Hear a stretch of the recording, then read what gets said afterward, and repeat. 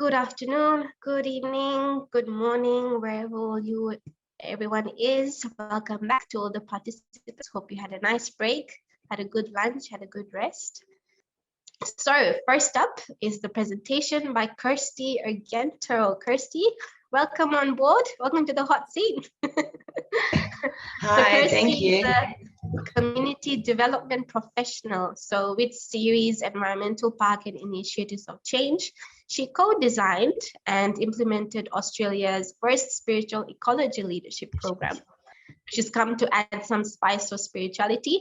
Lately, we have been having an element of spirituality in our chit chats, actually, Kirsty. So things like hope, positivity, love. The last session was all about love, so that was really nice. So you come to add more on spiritual values. So Kirsty focuses on delivering leadership programs such as environmental and peace building in diverse religious and spiritual community groups, enabling people to create sustainable solutions. Wow. And at the core of her work is developing skills, relationships, and teams rooted in spiritual and religious practices that enable people to lead through seeking inner wisdom and connection of nature and environment. Now, here's the twist to her role. During her spare time, you will find her playing like a child with her beautiful godson. So I guess a light and playful break from her really strong, motivated, inspirational role. Hey, Kirsty. So over to you, Phil. We look forward to your presentation, and then after your presentation, we'll have an opportunity for question and answer from the participants. Beautiful. Thank you so much. Thank you, Satna. Oh, it's so nice to be speaking. Thank you for that introduction. Yeah, so I guess I thought I would give a little bit of an introduction into spiritual ecology and then talk about the spiritual ecology leadership program that we ran here in Australia. And there is one also in London and in California. So I've got a little presentation which I will just share my screen so we can all see that. Give me 1 second. Okay, so I guess I'm not sure what discussions have been had throughout the conference relating to spirituality and the sort of environmental crisis and where we find ourselves in the world today. So, I'm sure some of these themes may have already arisen. Spiritual ecology is definitely not something that's new.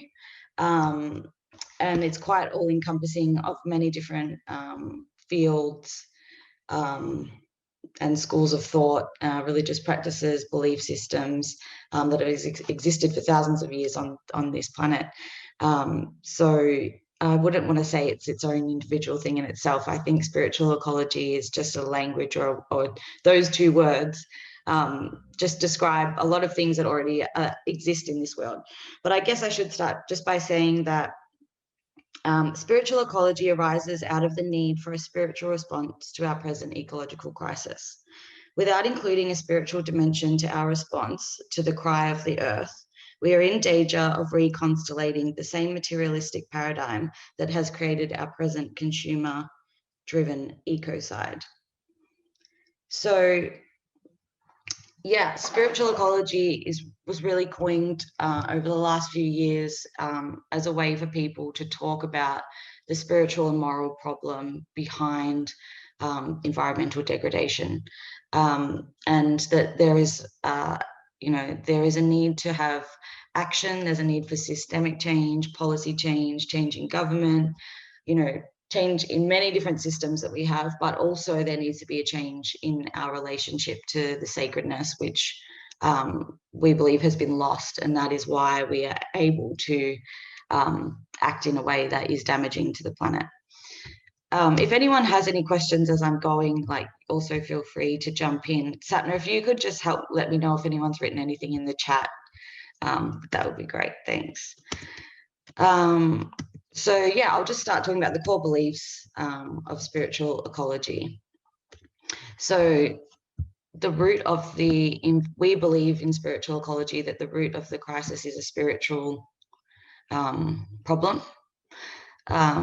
So we have this great quote here by Gus Speth. I used to think that top environmental problems were biodiversity loss, ecosystem collapse, and climate change. I thought that 30 years of good science could address these problems.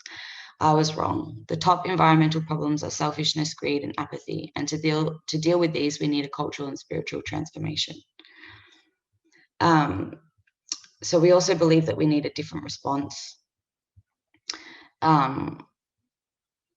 We need to recover a sense of the sacred. The sacred is not something primarily religious or even spiritual. It is not a quality we need to learn or to develop. It belongs to the primary nature of all that is. When our ancestors knew that everything they could see was sacred, this was not something taught, but instinctively known. So in spiritual ecology, we talk a lot about what is lost or forgotten, but that is still within us. And how do we bring that? How do we create practices, and how do we live in a way that we can bring that reconnection to the sacred back into our lives as we work outwardly to change the environment, to save the environment. So as I said before, spiritual ecology is not new. A lot of the stories that we need are there already. What we're looking at here is not a process of creating a new story that we somehow all have to live by, but rather of paying attention to older ones that we've forgot. That might mean stories from Indigenous cultures. It may mean fairy tales. It may mean old myths. It may mean stories in some of the old religious books.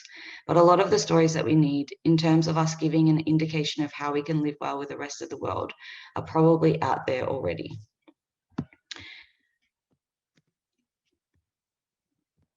So some core questions we like to ask in spiritual ecology is, what does it mean to bear witness to the living earth and her suffering at this time?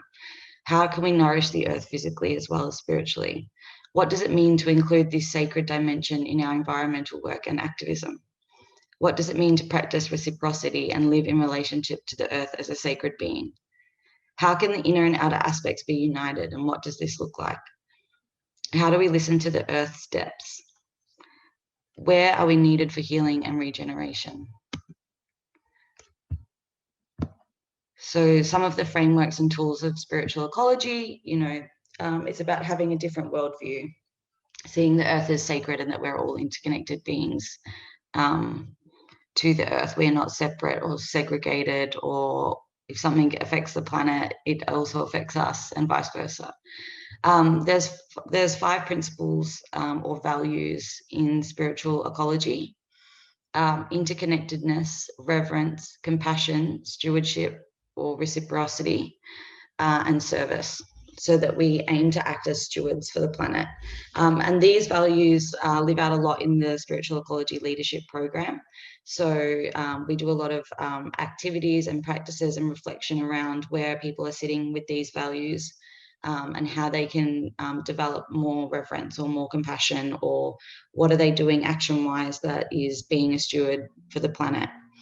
And yeah, so as I said, practices and the project application, which I'll talk about in a second. It's about spiritual ecology isn't just about like a personal spiritual practice. It's actually about also taking action. And all the participants in the leadership programs do a design and create a community project or an environmental project to manifest their work as being stewards for the planet. So history and background, let me just check the time.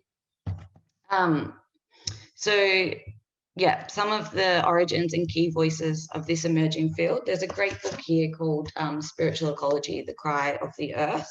And that has chapters from a lot of different religious leaders. So, sorry, I've just okay.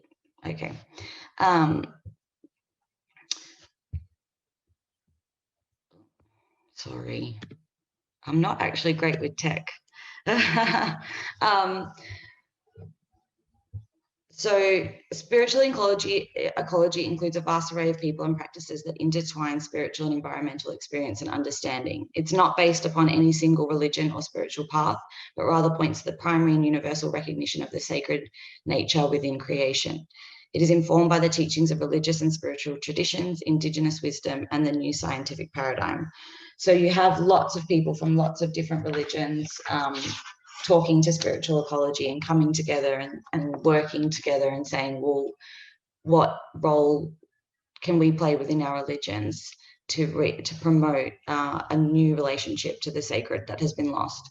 So you've got people such as Thich Nhat Hanh, Mary Evelyn Tucker, Wendell Berry, Sister Mariam McGillis, Vandana Shiva, Satish Kumar, Joanna Macy, Richard Raw, Llewellyn Vaughan Lee. So these are Christians, Sufis, Hindus, Buddhists, Sufis, all coming together to talk about spiritual ecology. And I think that diversity is what, I think diversity and different people coming together and working together for the environment is actually sort of where the strength of this movement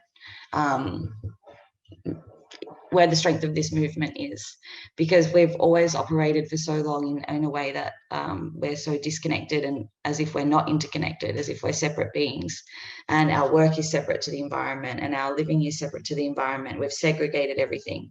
So the difficulty is always working in diversity with people who are quite different, but that's sort of the answer to moving forward. When we say we want to have a sense of interconnectedness, that means dealing with the difficulties of people having different opinions, people having different beliefs, different paths. And the leadership program that we ran last year, I think, had 10 participants from 8 different religious backgrounds. And there were a lot of conversations about what their religion how their religion has impacted positively and negatively on their sense of developing a sense of sacredness to the environment, and also just adding to that sense of interconnectedness, or has it been adding to that sense of segregation, and how do we have those difficult conversations and talk about those things and then work together?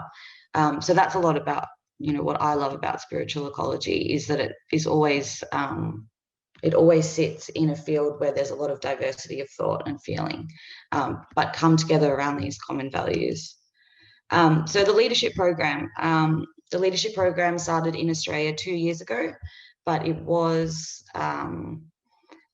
it has been in the US and the UK for a few years, supported by the Calliope Foundation. So it's a 6-month program for young people from different faith and religious backgrounds, and it's a 6-month program of workshops where you do a lot of spiritual ecology practices, a lot of story sharing around and research and learning around your faith and belief systems, and how they can be developed to respond to this spiritual and moral crisis. And then you also, as part of the program, you are supported to develop an environmental initiative. And they can be arranged, it can be sort of whatever you want, whatever you feel called to do in this world, but you are taught through a framework, a design thinking framework, which is like a holistic project development design framework, to really help you get to the root of the problem that you're trying to solve, and then design around that. So the 6 months, sorry, I'll just do a time check. And I think in the UK, the leadership program is for a year.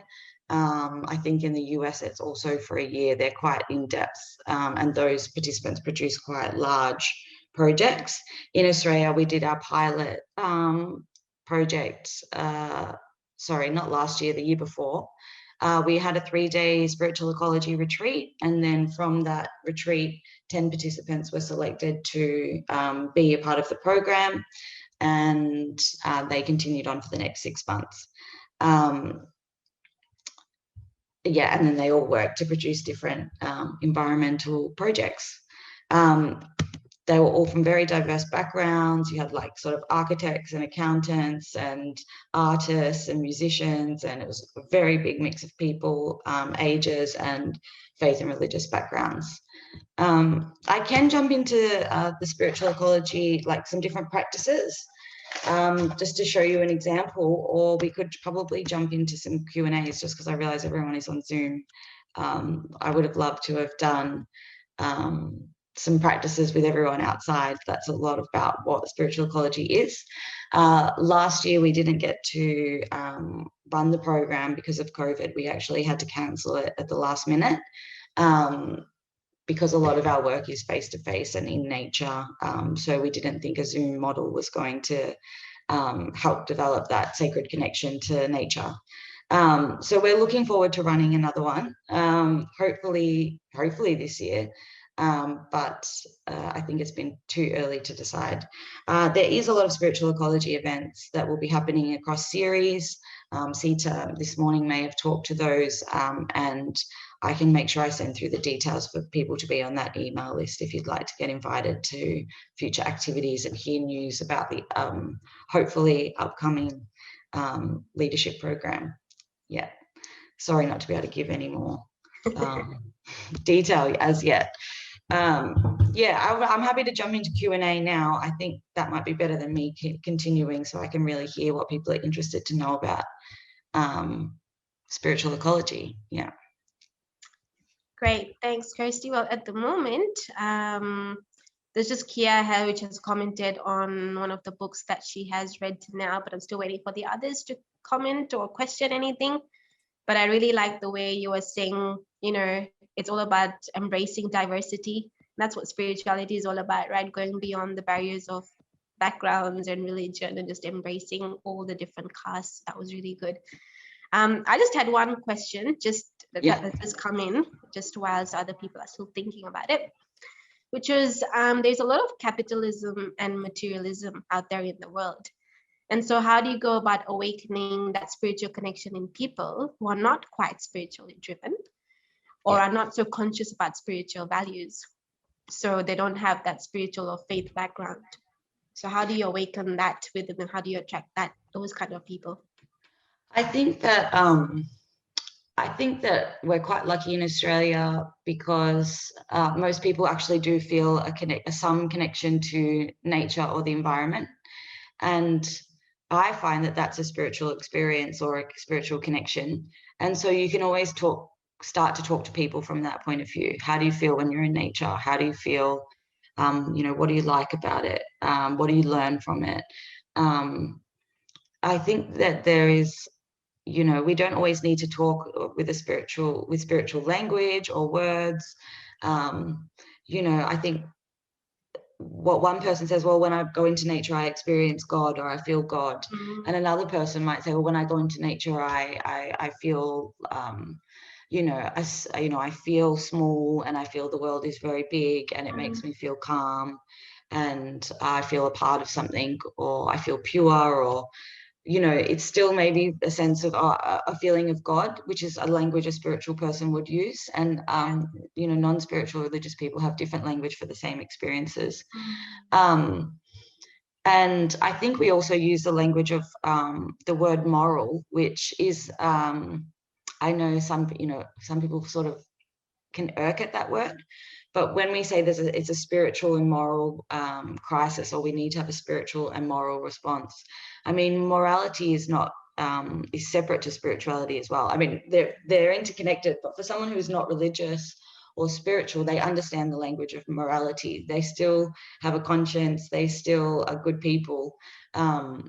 So you can talk about, you can come at it from the language of talking about, like, is it morally or ethically right what we're doing? Yeah, it is. I think that is a challenge. I think there's more spiritual and religious people in the world than there's not. I think in Australia, there's a lot of people who wouldn't identify as religious or spiritual, but then they have that deep connection to nature and to others. And so it's about getting people out in nature and encouraging that connection and that relationship. And I think that's sort of how I go about it. I think everyone can start to feel and grow that feeling. Yeah. Thanks, Kirsty. That was reasonable, good answer. Tapping onto our spiritual values. Now, I know there is Kia who would like to say something. I just thought maybe if we can unmute her, maybe Kia can talk. Is that okay, Kia?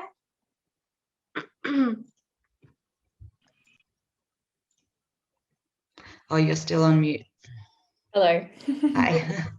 Thank you for sharing. That was really interesting. I just commented that I've just finished reading Braiding Sweetgrass, and a lot of what she talks about in that just really kind of aligns with what you were explaining. And I'm just wondering if you could give some further examples of just common practices that would be found in spiritual ecology. And then also, I don't know if you know this, putting you on the spot, but if you had any examples of some of the projects, or a bit more about what the projects that the students worked on, because that just sounds really interesting. Yeah, absolutely. There is a little book called, I'm not trying to like sell books or anything, there's 10 practices to reawaken the sacred in life. I would say a lot of the spiritual ecology practices are, you know, you'll find them across lots of different religions. So I don't think that they're unique in any sense, but so walking, breathing, gardening, cooking with love, cleaning, but there's the way in which you do it. So I might just read one. Thich Nhat Hanh says, walk as if you were kissing the earth with your feet. So I'll just think about what I would like to share. So I can explain one. Find a park or a path through a quiet woods if you can. Let the rhythm of your steps soothe your mind and create a space for listening. Feel how your feet connect with the earth, how the air moves through your lungs. Follow your attention as it is drawn inward and outward, both to the inner movements of your body and to the feeling of warmth or cold, the sights of birds, the sound of a distant plane. Let your thoughts and impressions move through and out as part of the natural rhythm of walking. Commit to walking every day if you can. Walk without expectation, with an attitude of openness and gratitude. If you feel a longing inside you, a need to connect, a desire to be closer to nature, let it motivate and guide you.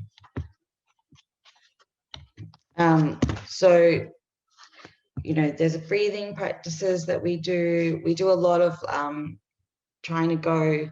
It's actually quite hard. Sometimes you have to go further out of the city, but trying to go to a place in nature where you can't hear, there's no noise pollution, so you can only hear nature. And just try and spend half an hour sitting there, writing down what you can hear, or just listening.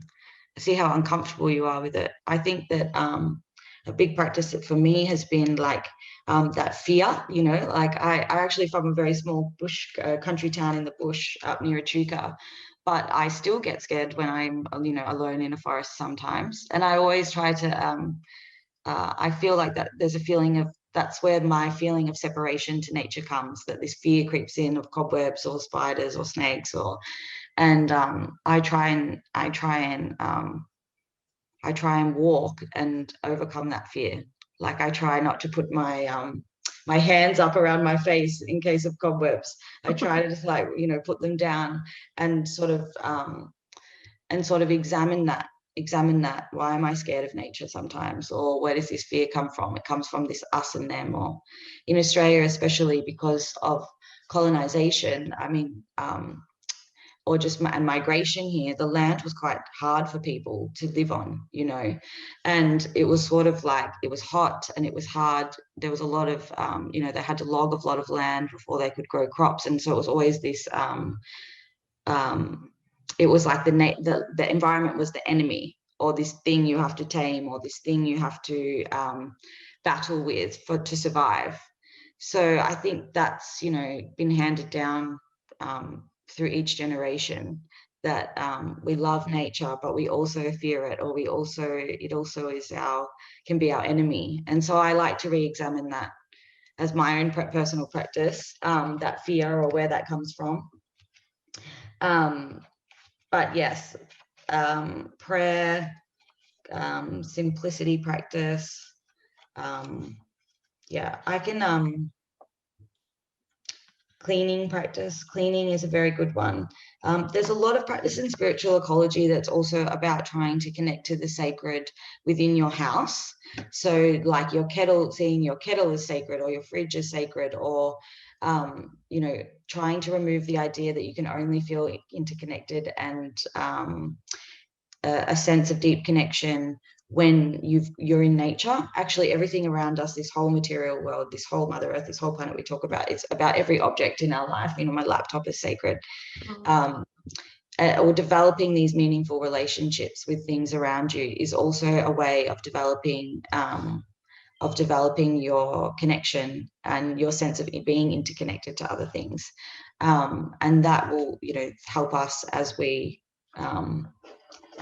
that helps us as we try and fight this sort of the darkness that we feel towards the climate crisis. It definitely helps me to keep the feelings of dread and grief when I can, you know, sort of managed, when I can appreciate and have relationship and feel sacred connection to the things around me, and feel that there's meaning, and that yeah, there's love in that. Yeah. Sorry, I don't know if I answered your question exactly. No, So, that's really good. Thanks, Kirsty. And I appreciate you even mentioning the fact that such emotions of fear can come as well in the whole process, right? But we have Do here, who has raised his hand. So it looks like he has a question. Do here, would you like to share? So you're talking about in Borneo, you're feeling that people aren't feeling a sense of respect or care for the environment. Yeah, of course. Yeah. Yes, I you know, understand. I've traveled quite a lot. I remember being in India at one point and seeing a creek, and it was just, there was just so much rubbish everywhere, and it was sort of clogging this creek. But I don't think that Australians care more about nature or connection to nature because we put rubbish in the bin versus people, you know, in India or other places. I think you know, there's a lot of systemic issues that also, and cultural issues and cultural norms that make people act in certain ways. So do people in Australia put their rubbish in the bin because they you know, care a lot about the environment, or do they put their rubbish in the bin because it's a cultural norm, and if they didn't, they'd worry about public shame if someone saw them dropping it on the ground, for example? So I don't like to think that some countries have different are less respectful to the environment than other countries. And I'm giving an oversimplistic example, but a lot of it is around, in Australia, you know, colonization has led us to be able to have these great systems in place where, you know, things are functional. There's great garbage collection, there's tips, there's rubbish. It's this organized society that has money and has had wealth, which has come you know, an unethical wealth that has come and enabled us to have these systems. So that's a moral and spiritual wound that we have not yet dealt with. And that causes its own destruction in different ways, maybe just not as visible as, you know, seeing people in a busy city and there's, you know, lots of vehicles, or there's rubbish everywhere, or et cetera, or there's a lot of deforestation. In Borneo, I'm not so sorry. So I think what I would do is I would build a small community. Just start with a group of friends or a group of people who are interested, and have a conversation with them about how people feel about the situation.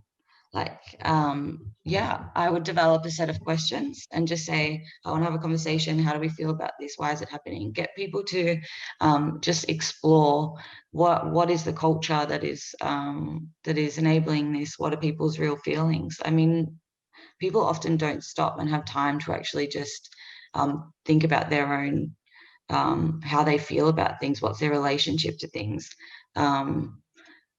Yeah, I think you have to start small.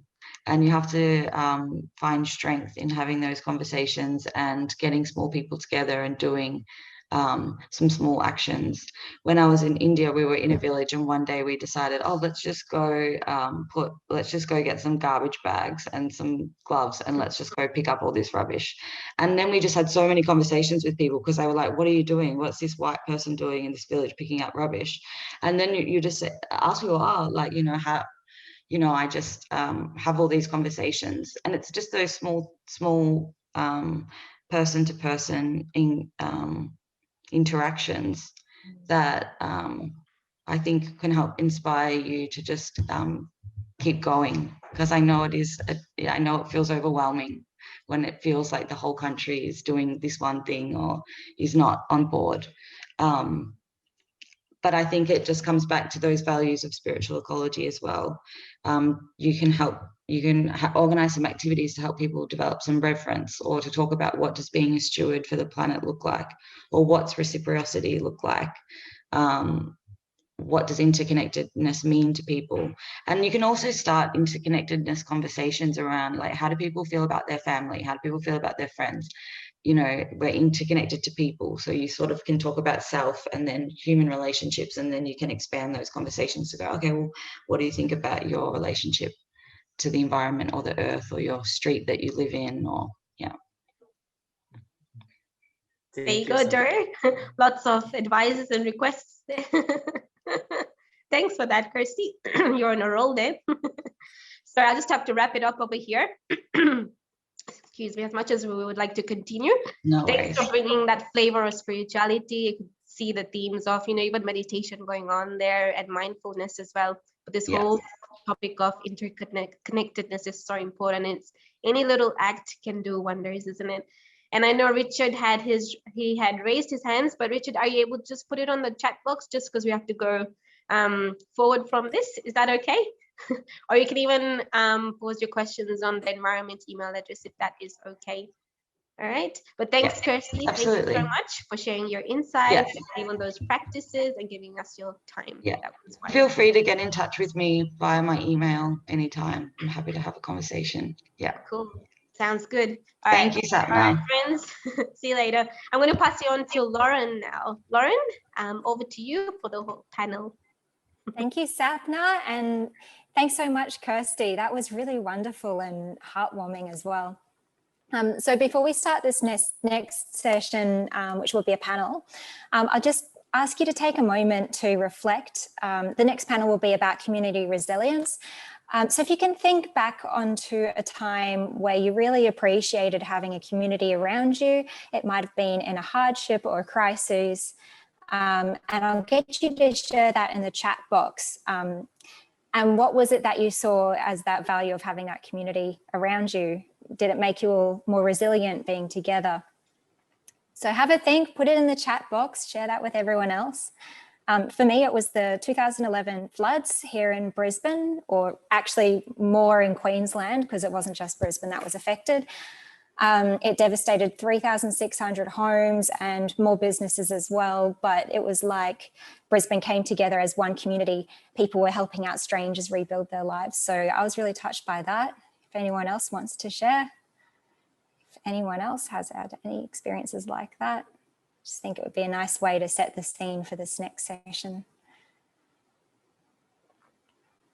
Okay, while you're writing that, I might introduce the session just to keep an eye on the time as well.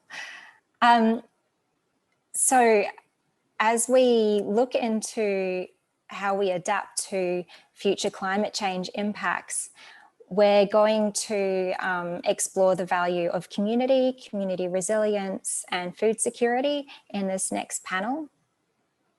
And the panel title is exactly that, Building Community Resilience and Food Security. So I'd like to welcome our panelists, Jimmy Cocking, Naomi Lacey, Rosemary Morrow, and Naomi Edwards. We're lucky enough to have two Naomis with us today. So firstly, I'd like to introduce Jimmy. Hi, Jimmy. Lovely to have you here. Hey, Lauren, thanks for having me. And it's a pleasure. So Jimmy's joining us from Central Australia, where he originally relocated over concerns for rising nuclear industry and unjust intervention into Aboriginal communities there. He's since become the CEO of Arid Land Environment Centre. He's a leading voice against the fossil fuel industry and has worked in the development of Alice Springs Community Garden, the delivery of Alice Solar City, and a number of other projects. So it's great to have you here, Jimmy. And next, moving up further north, I'd like to welcome Naomi Lacey. So Naomi is a permaculturalist. Hi, Naomi. Passionate about promoting healthy food systems, sustainable lifestyle, and communities. She helped set up the first community garden in Palmerston near Darwin. From there, she became involved with Community Gardens Australia and is now the president there. She was awarded the Churchill Foundation in 2019 and has learnt from community gardens across the world. Next, I'd like to introduce Rosemary Morrow. We've got Rosemary. Hi, Rosemary. So Rosemary is a permaculture teacher. Rosemary's journey started in agricultural studies. However, after spending some time in Africa, she saw the need for a better alternative to conventional agricultural practices, which she found in permaculture. Rosemary has since worked with farmers and villagers in Africa, Asia, and Eastern Europe, and has worked with refugees from war-torn nations and communities impacted by climate change. So it's a pleasure having you here as well. And lastly, I'd like to welcome Naomi Edwards. And apologies to the two Naomis. I'm going to have to say your surname each time, I think, so I don't confuse you. So Naomi is a change communication specialist and loves to rethink how to approach environmental dilemmas, and is currently completing her PhD within this area. Coming from a background in environmental science, social science, communications, and community development, she currently co-leads a range of exciting campaigns in the Pacific and works as a communications specialist at Sea Change for Good. So it's a pleasure to have all of you here. And just before we move on to the questions, Richard has shared a story of community, so I'll share that out with everyone else. So cyclones always bring out questions and pulling together as a community. The question that usually comes is, what are we doing and how can we change what we are doing? That's a great question, because I think as we look into the future with climate change, we're going to have to keep asking that question, especially as a community. How are we going to be able to adapt to this more? So thank you for that, Richard. Okay, so to start off the questions, Naomi Edwards, I'd like to ask you first. Can you talk us through the importance of community and community resilience in how we adapt to climate change impacts? Yeah, great. Thanks for having me. I hope my connection is okay. Doesn't matter where you are, I guess. That's great. Connection drops out. Cool. So thanks for having me this afternoon. I'm on the Gold Coast and the Gold Coast hinterland on Yugambeh country, and I think the importance of community and community resilience really kind of hit home personally for me with the bushfires like last year. I'll share an example from my work in the Pacific, but just quickly, because it kind of flows on from our last conversation, is that, you know, when a community is faced with adversity, whether it's an environmental catastrophe like a bushfire, or whether it's, you know, it's an internal social issue as well. The first part of it is really coming together as a community and having a conversation. And so if I kind of weave in my work from the Pacific, is that, you know, there's this term called talanoia, and it's basically means of coming together, of sharing ideas, and it's a shared term across all the different communities around the Pacific. And some of the campaigns that I'm working on, which is about securing the resilience for coastal fisheries, you know, it really starts with having a conversation with communities about what is the problem in regards to overfishing practices, but what can they actually do? And so we can talk about community and community resilience and adaptation to climate change in a very conceptual way, but when you kind of come down and break it down in the grassroots at that community level, it's that really those practical tools about coming together and just sharing those ideas. And when I'm talking about also sharing ideas, it's also recognizing your place in that conversation as well. So sometimes that might be, you know, you have to kind of step up and share your opinions, but a lot of the cases is actually about to step back and observe. And I think kind of this is a youth forum, and I remember like in my 20s, I'm now in my mid 30s, is that, you know, you have with so much passion and energy and you just go out there, and I used to remember my mentors around me used to always say is, you know, just remember to take everyone along with you as well. So in a roundabout way, it's about kind of coming together, having a conversation and making sure that we create spaces for people to be heard as well. Beautiful. Thank you for sharing that. So following on from that, perhaps Naomi Lacey, if I can go over to you, could you share a story on community resilience that you've seen or you know of at a time of crisis or in a difficult situation? And what impact did that have on the community? Yeah, Lauren, there's some really fabulous examples with many community gardens around Australia. When we spoke about this the other day, immediately what came to mind are the amazing gardens that have been established by Cultivating Community in Melbourne. They were established in and around all of the public housing estates, which most of them are high-rise and right in the inner city there, and mainly refugee population in those public housing estates. And, you know, there was a lot of disconnection.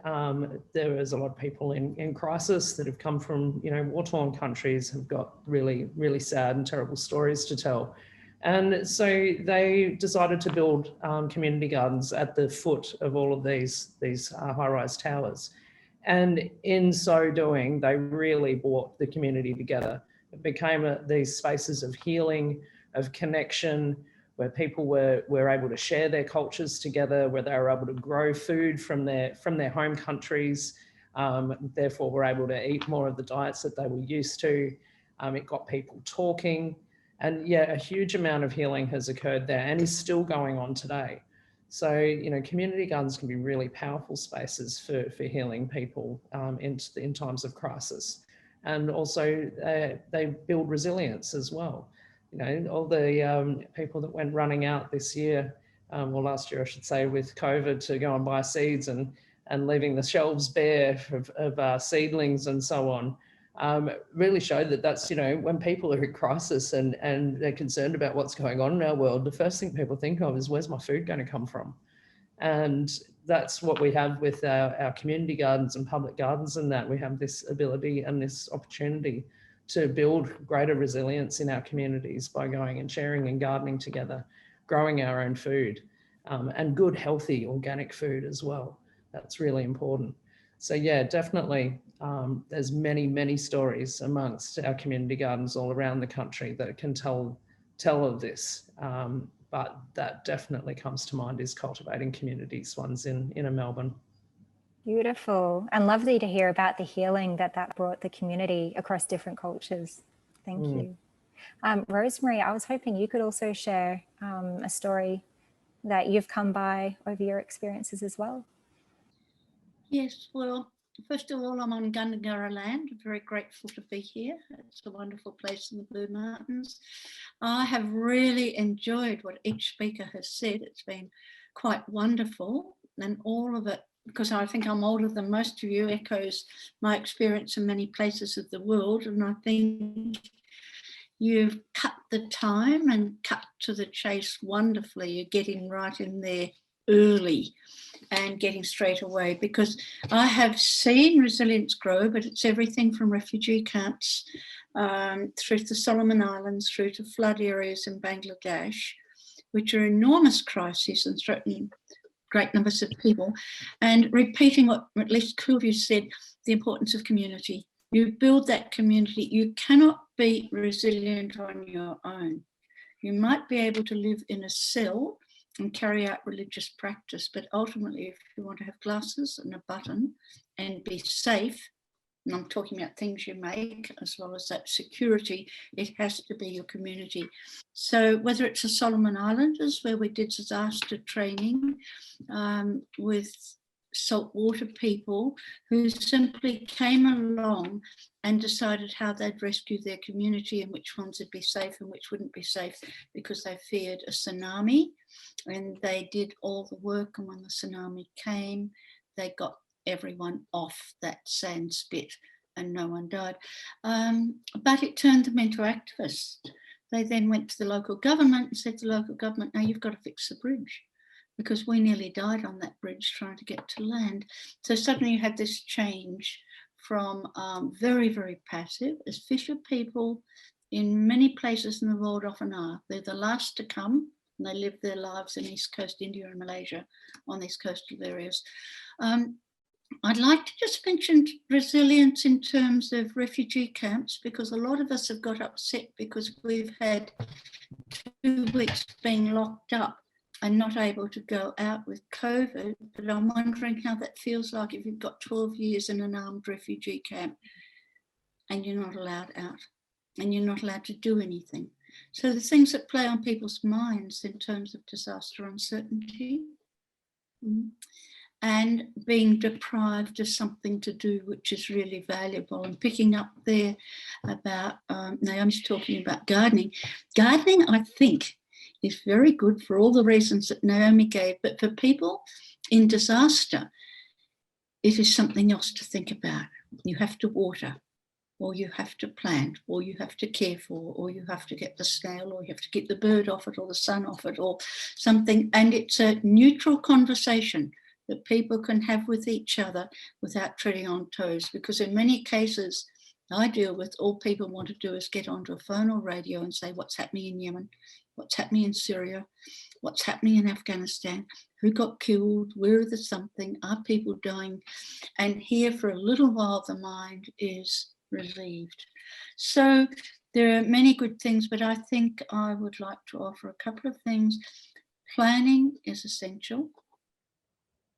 And once people have planned, then they go, phew. Now I'm in a high fire danger area here. 80% of the national park, World Heritage National Park, was burnt out this time last year, and we're living under falling ash. Everyone that I know had a suitcase packed and knew where they were going. That made a big difference, huge difference to have a plan. And then we had a backup plan if you didn't get onto the highway, where else you would go. So planning is essential, and backup planning is essential. And several of you have referred to that. I'm not going to talk much longer. Something that's been brought to me to think about, and I'd appreciate help from those of you who have spoken so far, because you're right onto the stuff I'm doing. From the Philippines, they've had earthquake, volcanoes worse than fire. They've had war, Morrow was bombed out, 500,000 people live in camps, cyclones and typhoons. And how do you do restoration? So they're there at the end of a disaster. Their life has changed, but cascading disasters causes a real loss of spirit, of energy, of strength, of getting up and going again. I get emails from people who say, I just wish I lived in your country, because we're perceived as being fairly free of, even though we think we have disasters, of cascading disasters.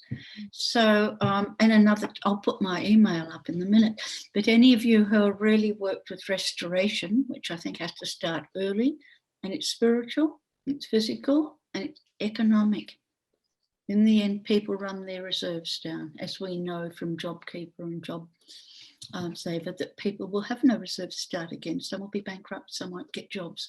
So people need to have some even zero economy or circular economy operating independently.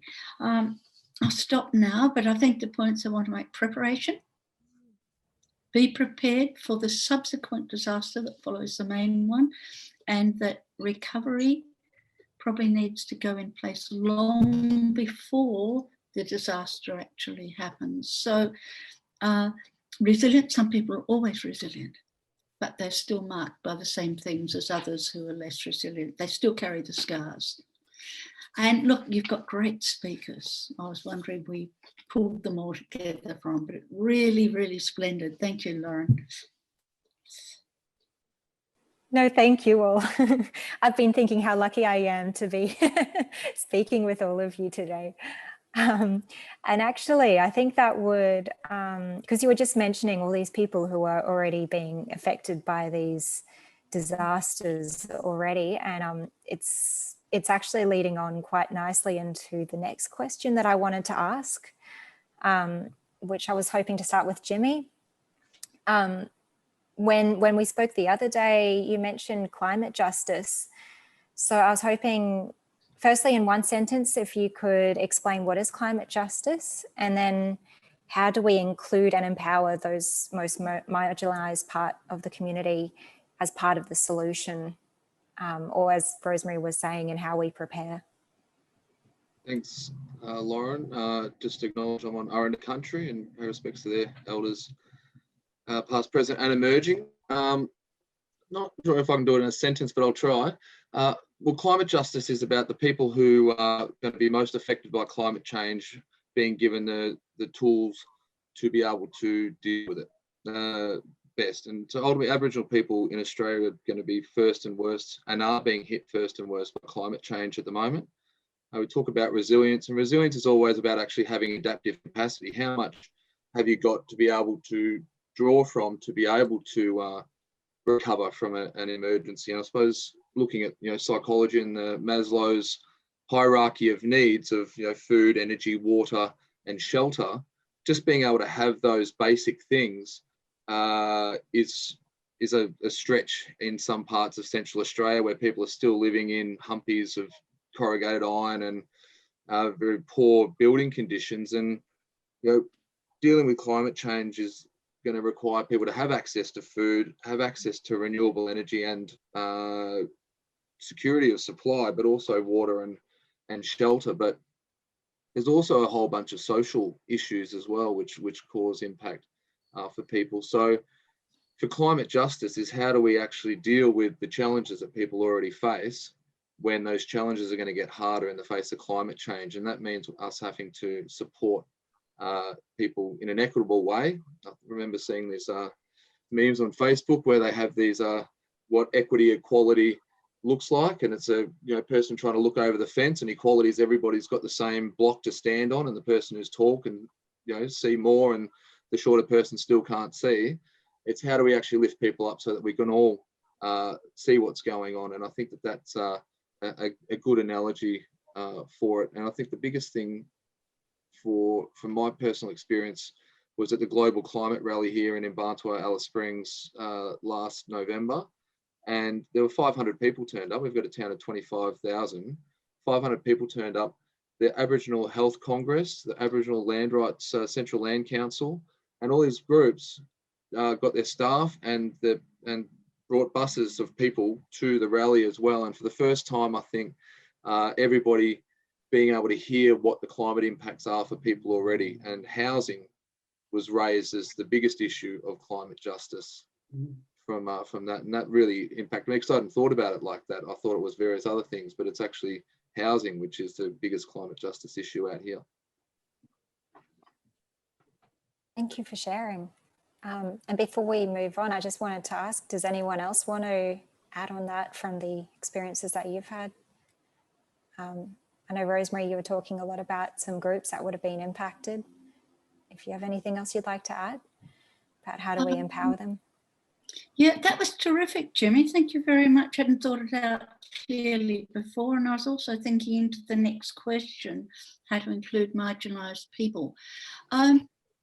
I think that was very impressive to get 500 there. That was a really great impact. Yes, talking about marginalised people, some people have been used to living what we would call disasters.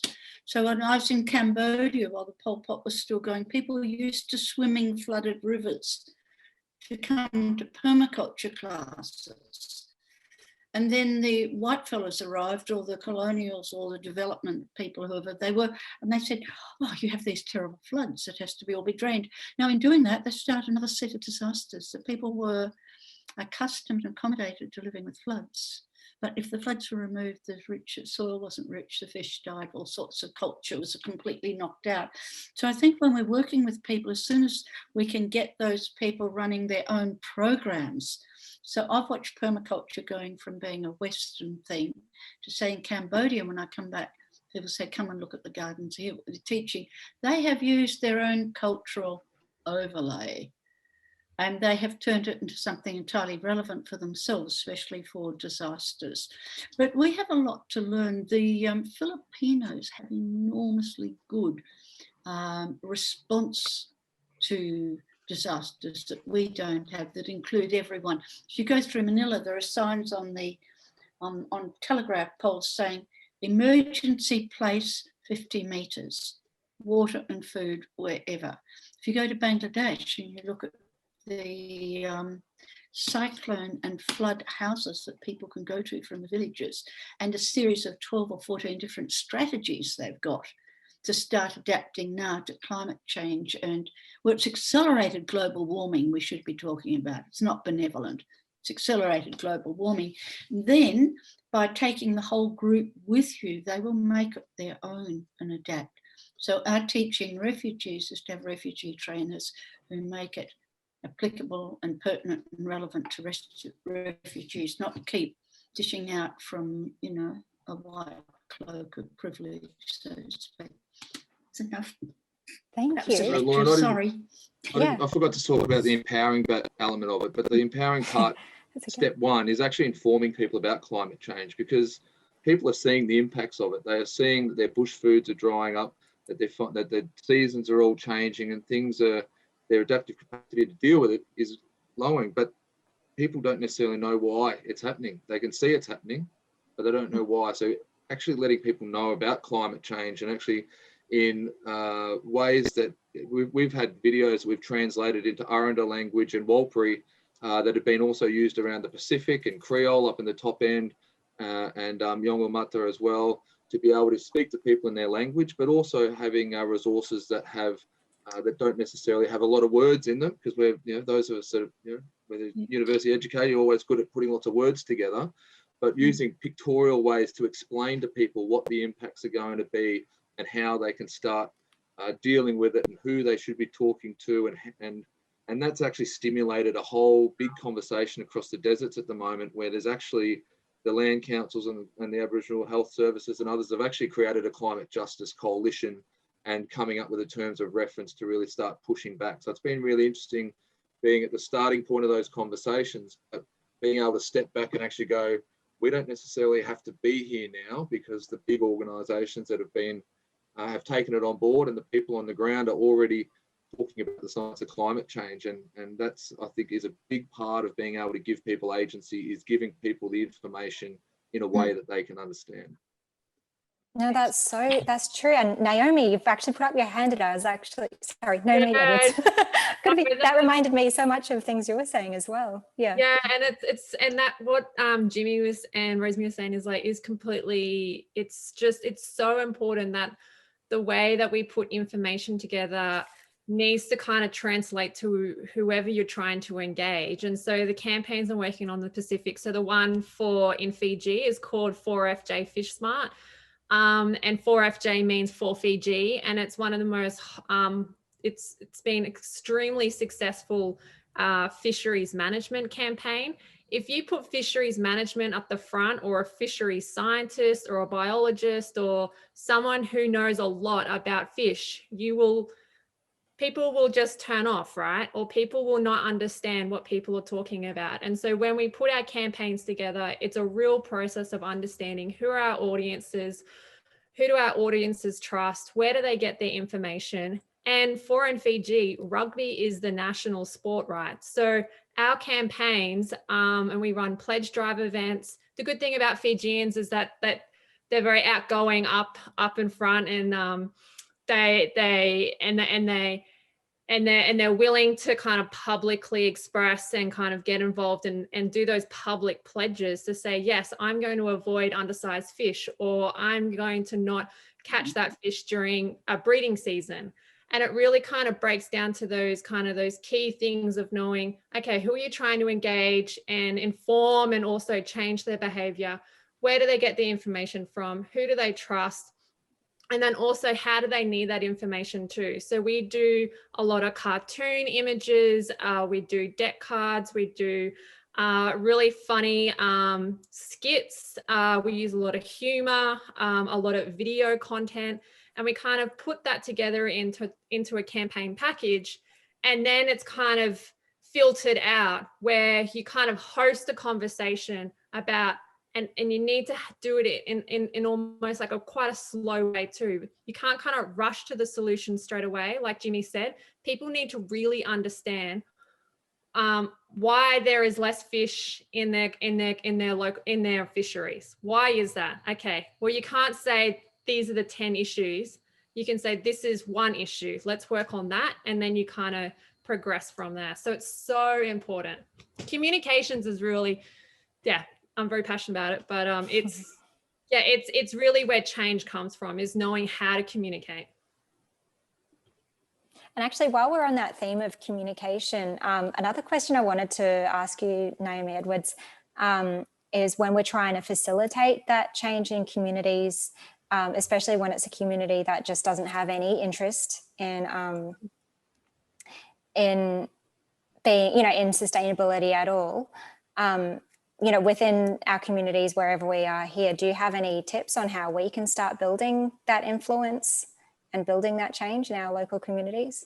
Yeah, more as individuals. Yeah. And I think for this and understanding, I guess how to influence that change, it kind of, I think that, and I'll put it into the youth context for this forum, is that we can take the assumption that nobody else cares as much as what I care about a particular topic, for instance.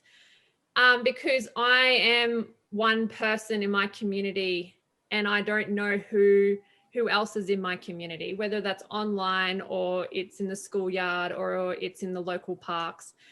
And I think we need to be brave to say, yes, I am passionate about something, whether it's sustainability, climate change, permaculture, biodiversity, threatened species, is that there is many more people, whether it's in your online community or your offline communities, that are going to be just as passionate as you.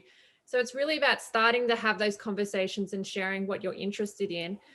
But then it's also, once you find someone who has maybe a similar interest or a similar passion, it's then kind of starting to kind of grow your own network as well, whether that's in the school environment, in a university environment, in your workplace. Soon enough, you will realize that there are many other warriors around you, and then they become part of your community. And so then eventually it starts to snowball, and then you realize, actually, there are many, many, many people who care about this. Like what Jimmy said, 500 people rocked up to a climate protest in the middle of Australia. People are passionate about these issues everywhere. And it's hard to not be aware when you have 12 million hectares burn in Australia, right? We know that this is an issue and it's kind of up in front and center. So then when you get to the influence stage, it's actually starting off with having those conversations and finding out what people value and what people care about. And then you frame your narrative in a way to say, yeah, this is what I'm out to do. So for instance, I'll just give a quick example. I still remember when I first started getting involved with land care as a teenager, and I was shocked that there was only myself and 2 other retirees at this coast care group looking after 93 hectares of coastal dunes on the Gold Coast. And was so impatient, and I was thinking, where is everyone? And then I realized that, and this was at my local beach, and I had just walked past the signs and I had walked past the shed and just walked past all these things because I didn't actually know what they were until I was there, right?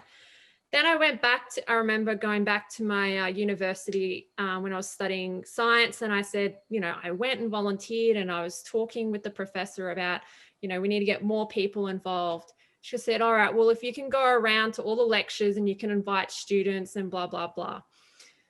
Now, I went around to every lecture at that time that I thought I'd be able to engage. And I knew I'd have to engage first years and second years. That's what the professor said to me, because by your third year, they've kind of checked out and they're focused on something else.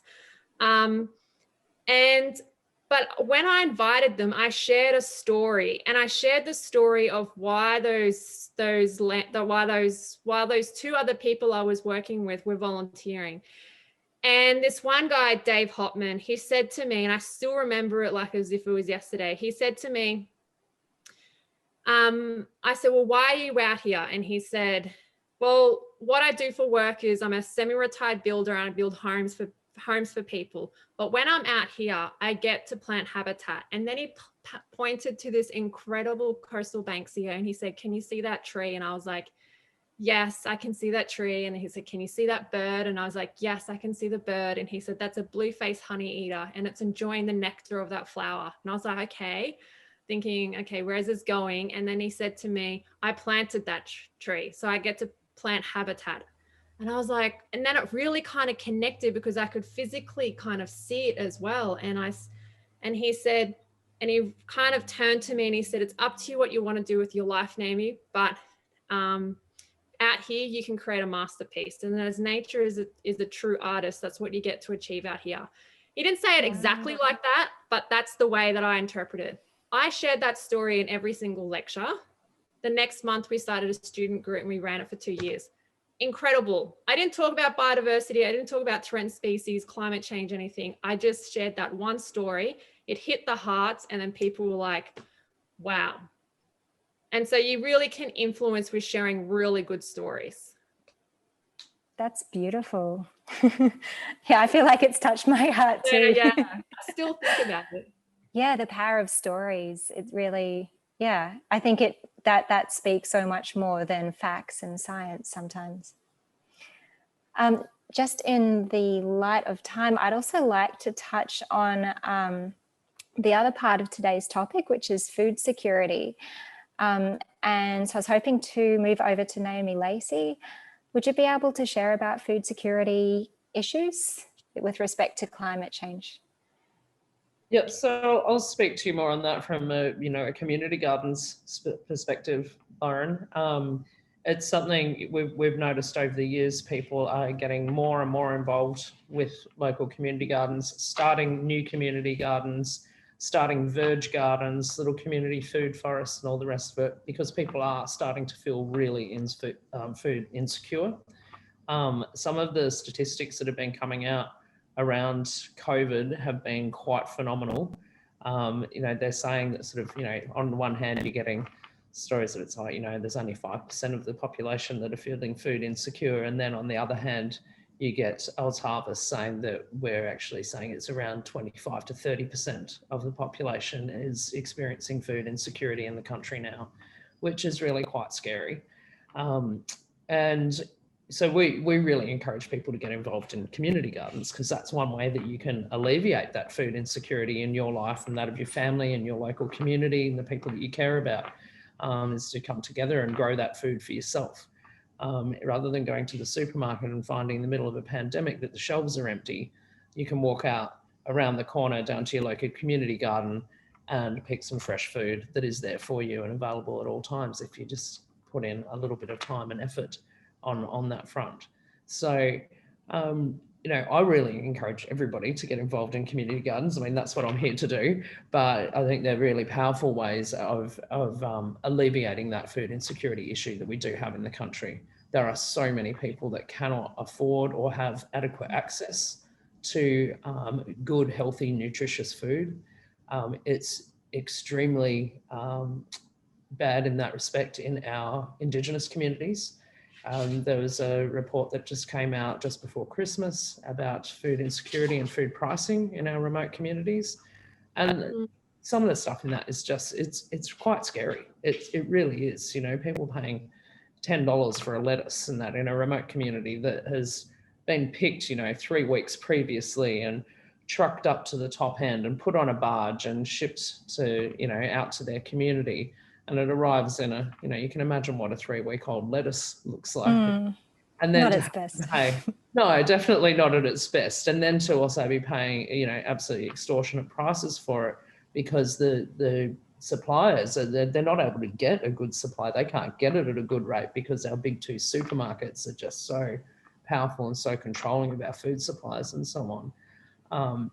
You know, it's become a real issue for these communities in the early stages of the pandemic. And I'm sure Jimmy can probably speak to this more effectively with the, you know, exactly how it impacted on the Central Australian communities. But there was very little food available for these remote communities. They were getting, it was really getting to a food crisis sort of status. And so, you know, I really feel that if we can come together as a community and build gardens together and have them all over the place, you know, I envisage a time where, you know, every suburb has a community garden, every community, remote community has a community garden.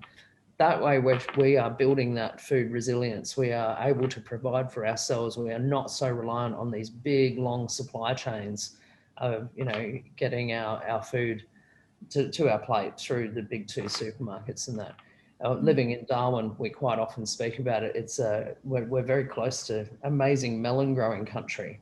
And quite often people in Darwin comment, I got the worst tasting watermelon the other day. It's obviously been shipped from Catherine back down to the major supply centres in Adelaide or Melbourne, put back on a truck and then shipped all the way back to Darwin, when the watermelon was only grown a couple of 100 kilometres away in the first place.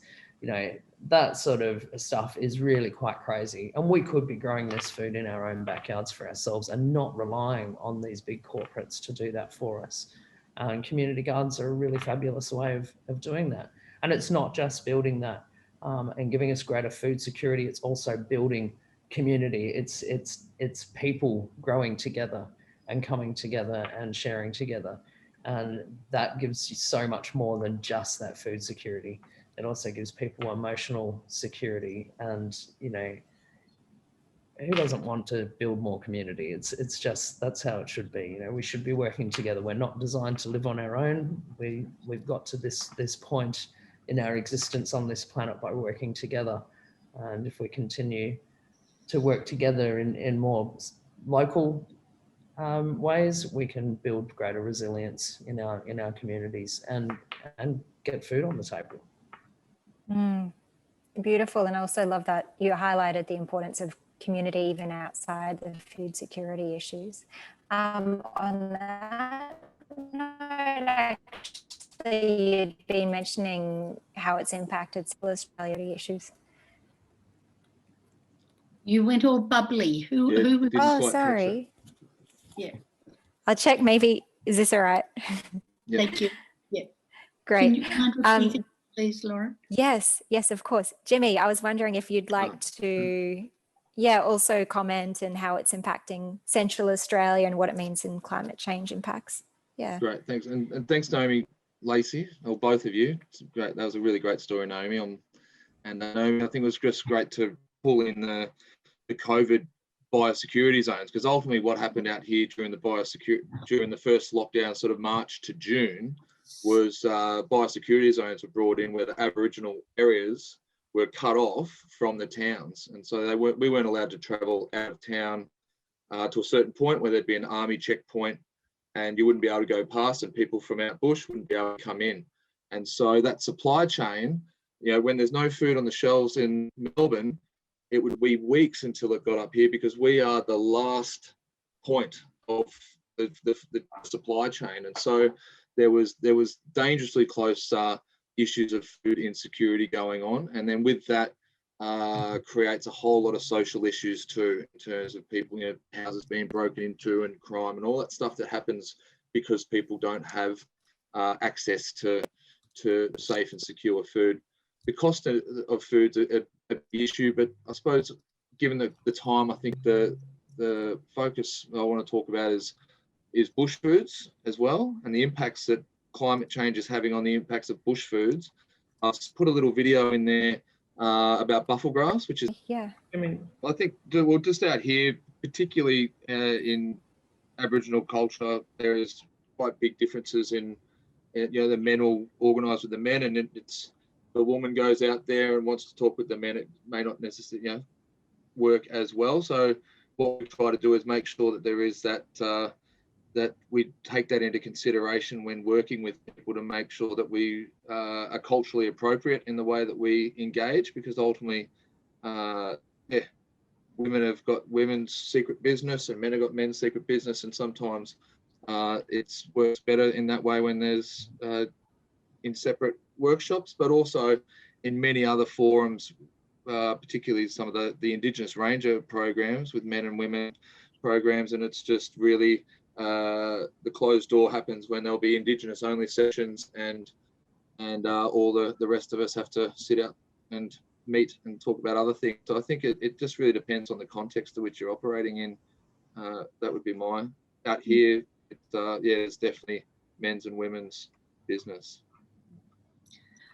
I think in Asia and most of Asia, the men will often do the ploughing with the buffalo and work with machines if there are any, and women do more of the actual maintenance work.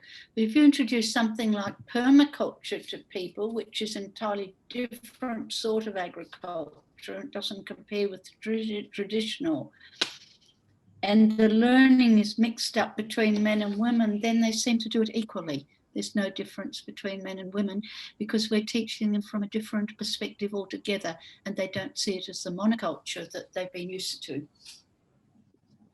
Yeah, and I think that'd be very similar for the majority of community gardens as well. They're open and inclusive spaces, so there's no men's and women's business, so to speak, in your community gardens. For I will say that not for everybody. There could be some that I'm not aware of that might have a slight separation there, but they're open and inclusive. Everyone's a part of it, and everyone takes on the roles that they're comfortable taking on within that garden.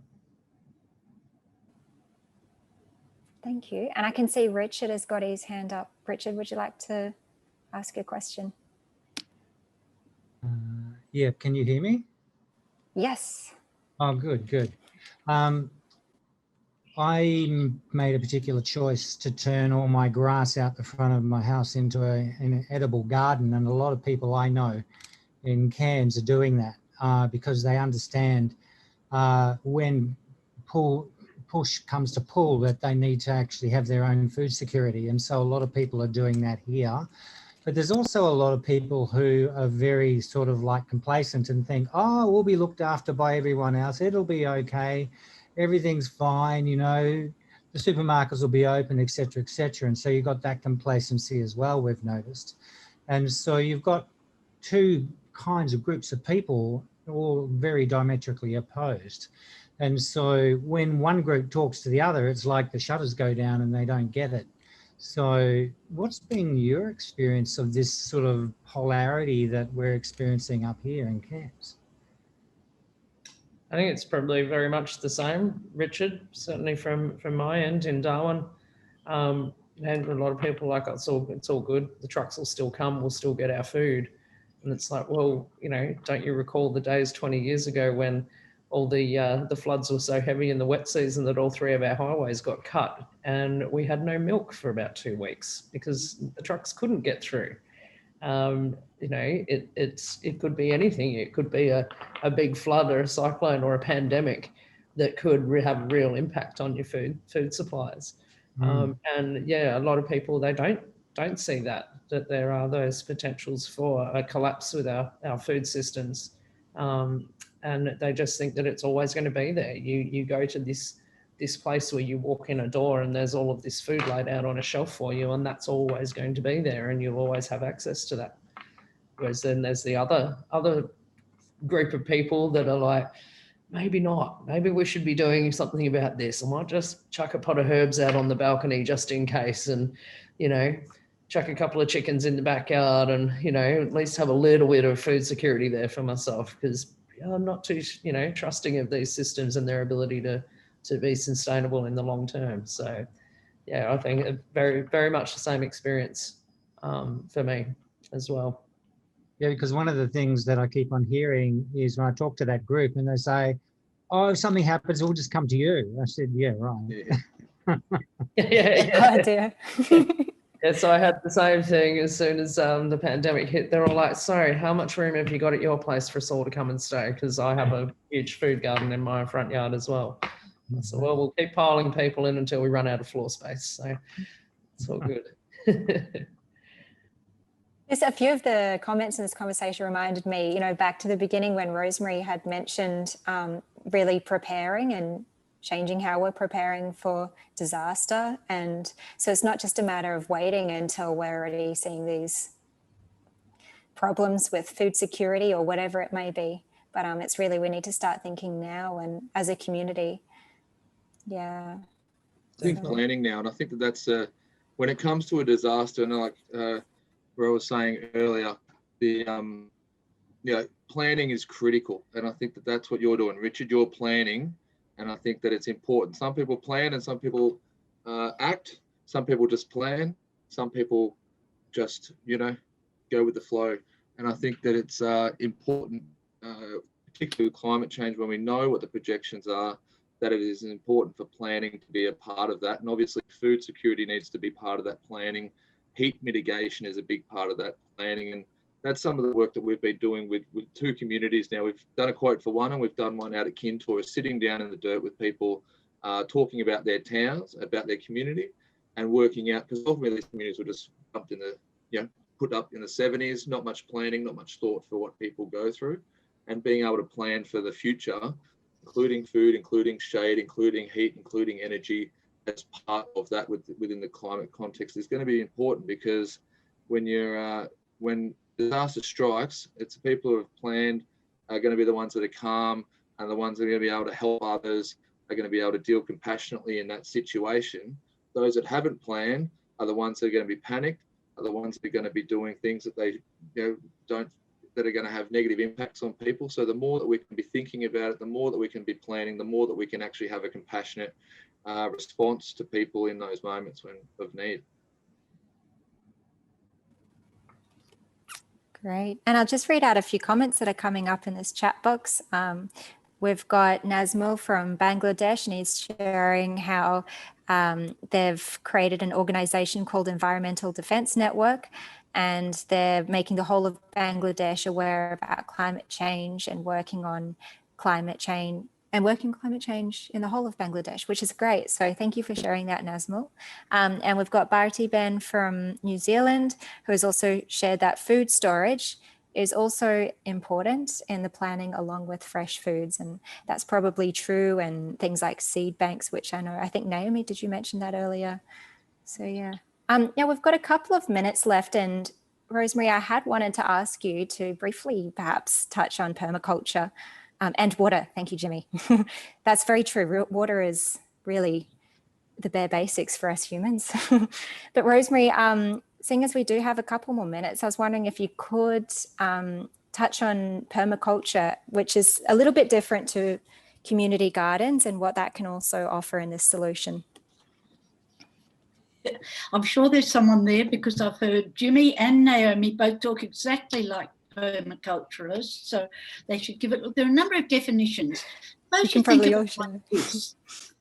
Think of a spider web, and in that spider web, every now and again, the lines of the spider cross over, don't they? So we've got nodes and links. But all the spider web is more or less equal. It's a bit more tense near the middle, but on the whole, you've just got a spider web. Think of permaculture as a spider web.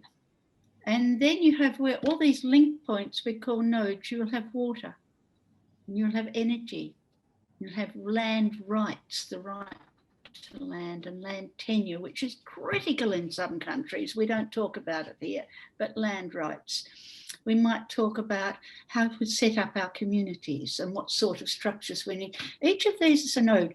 So permaculture is really a big network of interacting and different themes that cross each other all the time. And we start by sort of analysing a landscape. What's wrong with this? It's too dry, and there are no trees, and there's no shade, and the dust blows from. And you break that down, and then you start looking at how to build it up so it's repaired. But in some cases and times, some things are more important than others. So you always start. We should have started This is where permaculture is wrong. Permaculture should have started in the 1970s with air quality. During the day in Kabul now, according to an email I got 2 days ago, you can see 10 metres because burning plastic and burning coal in winter in a valley, and you come in and your eyes are just streaming. So starting with Jimmy's needs, air, water, food, shelter, and then making those as permanent as possible for now and the next generation. So permaculture is coming from a framework that's called systems. You know, it's juggling. You're holding everything, throwing all the balls in there. You're maintaining your thoughts about water while you're thinking of your crops, while you're thinking of your wind and your windbreaks. And you're holding that balance in your hands all the time of how to restore environments, but go better. You could restore if you want, but we're saying put back more than you took. Put more water into the soil, more water into rivers, more water into plants. Put more plants than you ever used in your lifetime.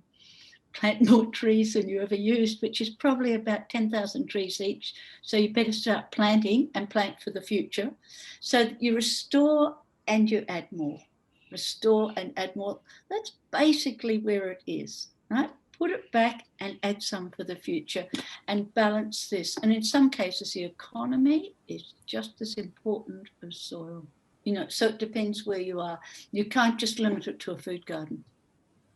That's way demeaning, very demeaning to permaculture. We want it to be seen as a wonderful, that's why no one else has come up with anything like it. Interactive network, like a spider web where you can move from anywhere to anywhere and the whole thing is improved by what you do. What a great session this has been, everyone. I've written down all your names. I agree. A lot of it's spot on for what I'm doing, so I'm grateful for my learning. Yeah. I'm grateful too, and so glad that all of you could be here today, sharing what you've been doing in communities, whether it's been here or in other parts of the world. I personally feel very, very lucky to have been able to work with all of you, but also thanks for all the participants as well, everyone adding comments in the chat box.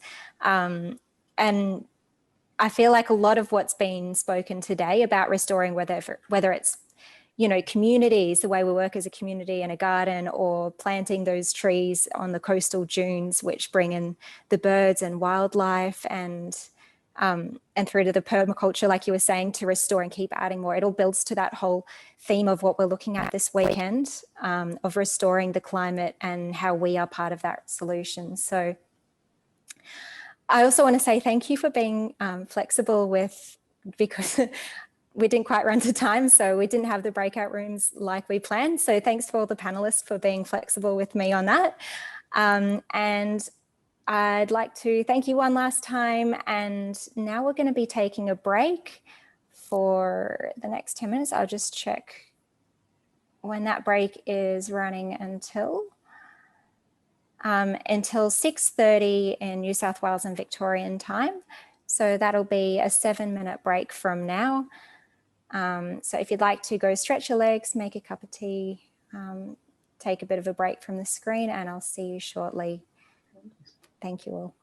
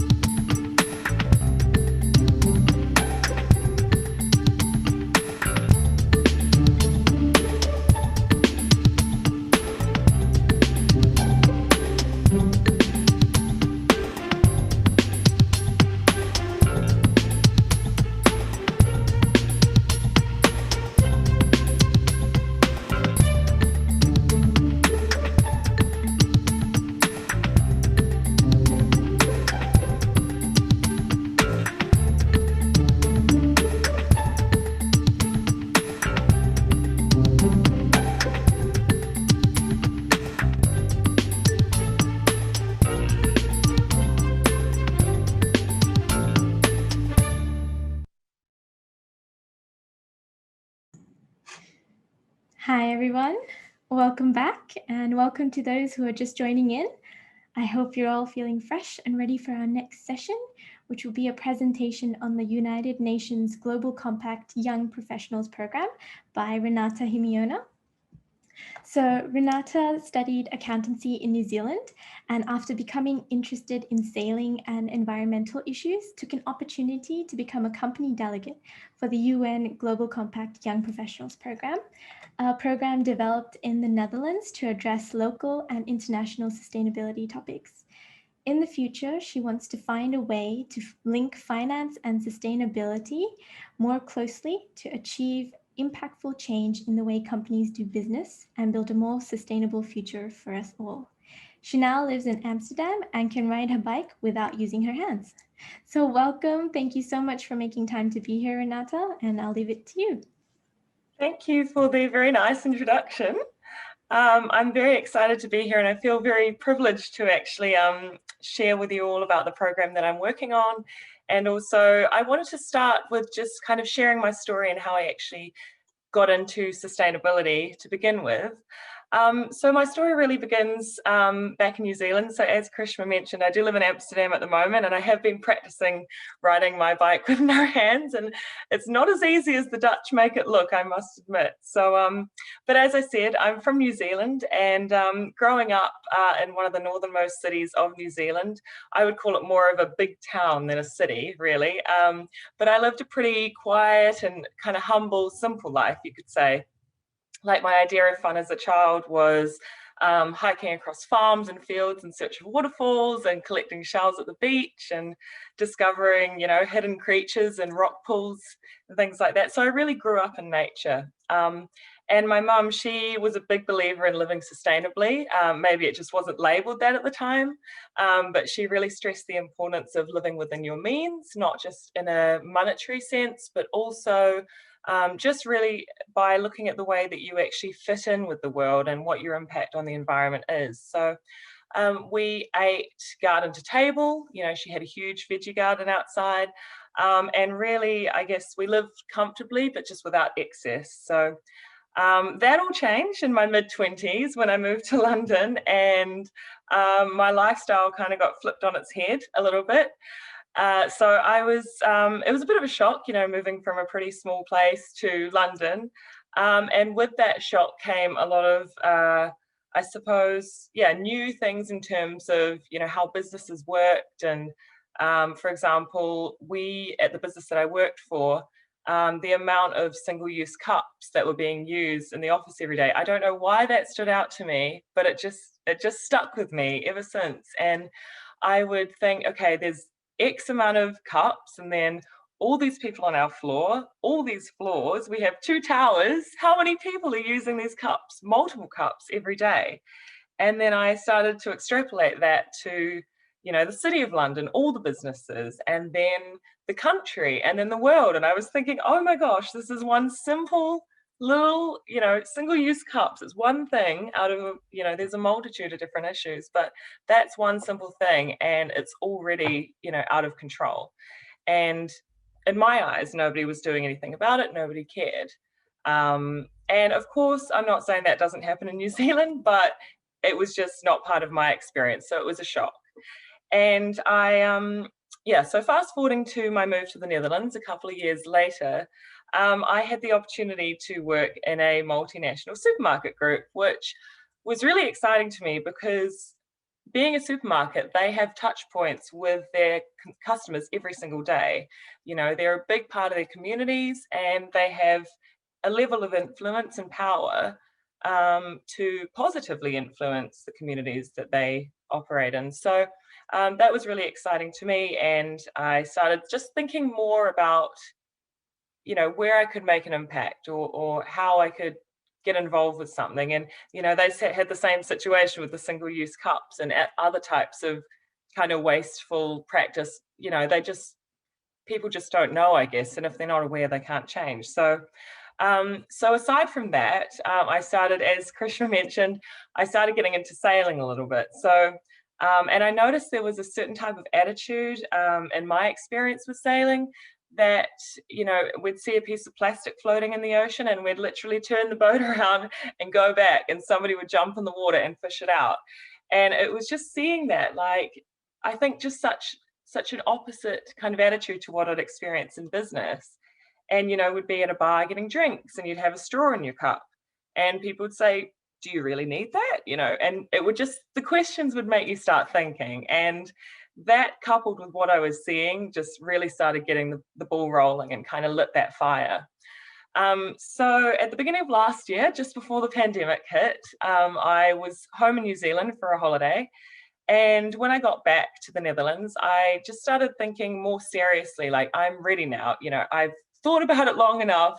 How can I really get involved and do something and make a difference? And, you know, use the influence of my company to do something. And then along came the UN Global Compact and the Young Professionals Program. So at the moment, the UN Global Compact actually operates in over 160 countries. But this program, the Young Professionals Program, is unique to the Netherlands. So they started in 2006 and they've been running pilot programs for the couple of years since that. 2016, sorry. They were running pilot programs for a couple of years after that. And basically the year that I started last year was their first, you know, taking it to the next level. And so essentially what the program does is it brings together a group of 9, well, we have 9 in our team, a few young professionals from different companies across the Netherlands. And essentially our aim is we have a year and we need to create a project and have a deliverable after a year's time. And that can be anything we want. So any issue, any sustainable development goal. I mean, it's a big wide world out there and there's a lot of choice, but and so we had to essentially, it's partly learning group dynamics and leadership. So coming in, we didn't want to rush. We obviously were all strangers to each other. So part of it is working together as a team, finding common ground, getting to know each other and understanding, you know, is there one issue that we all can collaborate on with a passion? And because that is the key to the success, really, that everybody stays interested over the 12 months. So we also have a coach, so he's present at all of our meetings. And we've actually only met twice as a group because of the pandemic. So things opened up a little bit last year during summer in Europe. So we met twice, luckily, which was great. But ever since then, it's been virtual. So it's been another test on top of that initial stranger group dynamic, huge deliverable, making sure everything stays within scope. So it's been learning on many different levels, but it's a fantastic initiative. And some of the initiatives that they've had so far in previous years, there was a group that created an SDG, Sustainable Development Goals board game, which in one of those physical meetings, we actually had the joy of having a go at and playing, and it was a lot of fun. And that's, I mean, maybe obvious, maybe not, but it's about teaching people about the Sustainable Development Goals. Another team focused on food waste, so they did a global food waste dinner, and it's types of projects like that. I mean, we still have our day jobs, so it's just making sure that it's something achievable, but something that makes an impact. So maybe you've guessed by the picture behind me, it's something to do with forests that we are working on. So we chose to do a tiny forest project. So what is a tiny forest, you might be asking, because before this project, I hadn't heard of it. So essentially it's a forest that's about the size, it's about 200 square meters. It's about the size of a tennis court or 6 car parks. And they place them in urban areas. And the idea is that they essentially, they increase they help the air temperature surrounding the forest. They have many positive effects like increasing biodiversity and also obviously the carbon emission side of things. And then the other aspect of it is the educational side. So young people, you know, they've been focusing on schools and children. So they place them near a school and that school learns how to take care of the forest when it's, you know, first planted and how to cultivate that. And yeah, so that's part of the educational side of it as well, and the community comes together. So the side that we're working on with the Tiny Forest is we're turning it into a corporate strategy. So Tiny Forest for Business, and it's the same sort of idea, but essentially it's working with people that are already growing, not children anymore, but you know, they can still use that educational side and building that relationship with nature that a lot of people in urban areas miss out on. So it's really exciting for us. We've got about 8 months left, maybe not even that, and a lot to do, but hopefully by the end of the year, we're going to have our own tiny forest planted in the Netherlands. There's already over 100, so we won't be the first, but I think, you know, it's really exciting to be part of. And yeah, and then we'll help the group that we're partnering with to develop a business strategy. So corporate strategy, sorry. And if you're interested in finding out more on the tiny forest, you can Google, there's a man called Shubhendu Sharma who did a TED talk, which is really interesting. So you can Google Tiny Forest TED Talk, and that will give you a really nice overview of how those work. But I just also wanted to say, you know, even if you don't have a young professionals program in your area and where you live at the moment, it's still something that you know, if you might have even have met people today that want to collaborate on a project. You might have colleagues or friends that want to do something, and it's really a matter of just bringing everybody together, you know, a group of, you know, 9, 10, a small group, and starting. You know, you don't have to have the UN Global Compact's backing. You can get started today if you've got an idea. So it's not limited, and I think there's a lot in that, and a lot of little things that small groups all over the world can do and make a huge change collectively. So that leads me, I suppose, to my call to society and business, because I mean, a lot of what we're working with in this project, we're trying to, you know, tap into businesses, find out who to talk to, and, you know, some have a sustainability department and some don't, and, you know, some are maybe too small to have that, but it's a real challenge finding out who to talk to. And in terms of the climate change discussion overall, one of the biggest kind of questions or discussion points that I hear is, who should be held responsible for it? Is it companies, or is it consumers? Is it society? You know, I say all of those, everyone. We all live on this planet, don't we? I mean, we should all be doing something. And I think because you're here today, you're interested, and you probably are doing something, which is fantastic. But I think a lot of it is starting those conversations with people and sharing sessions like this and other things with them to get that interest going. But my call to companies, I say that they need to make sustainability as important a function as finance, HR, IT, and all the rest of it. It needs to be at the top of the agenda, and use your influence to do good.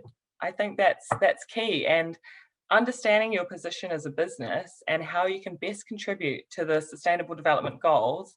From there, you can develop key messages for your company around sustainability, and making sure that your employees actually know these. It should be the guiding principle of anything and everything that you and your employees do on a daily basis.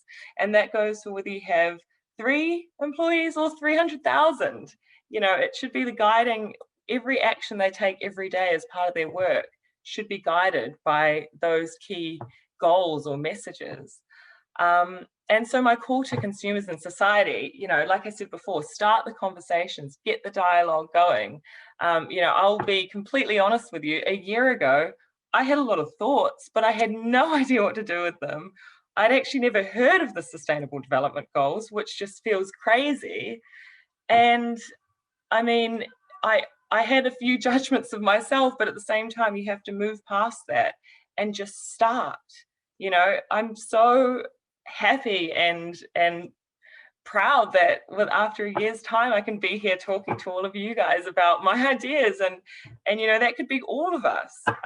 You know, and it doesn't take a year; it takes less as soon as you start. And I think a really important part of that is educating your children, you know, cultivate their relationship with nature. I grew up with nature, and I think that's laid such an amazing foundation for how I view the world today. And little things that you can do on a daily basis, you know, reflect on your own life, make small changes, and, you know, get involved with your company's sustainability strategies. And if they don't have one, then start one, you know. It's just talk to other people. There might be other colleagues interested. You can make an online community. It might be simply a place where you can connect and share ideas, or start small initiatives for quick wins.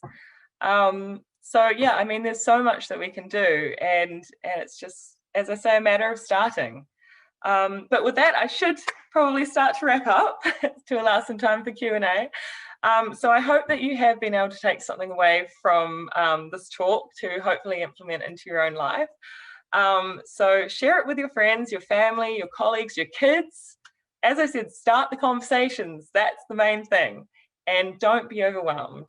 Don't feel, you know, it needs to be a safe space and no judgment, just, you know, opinions and sharing.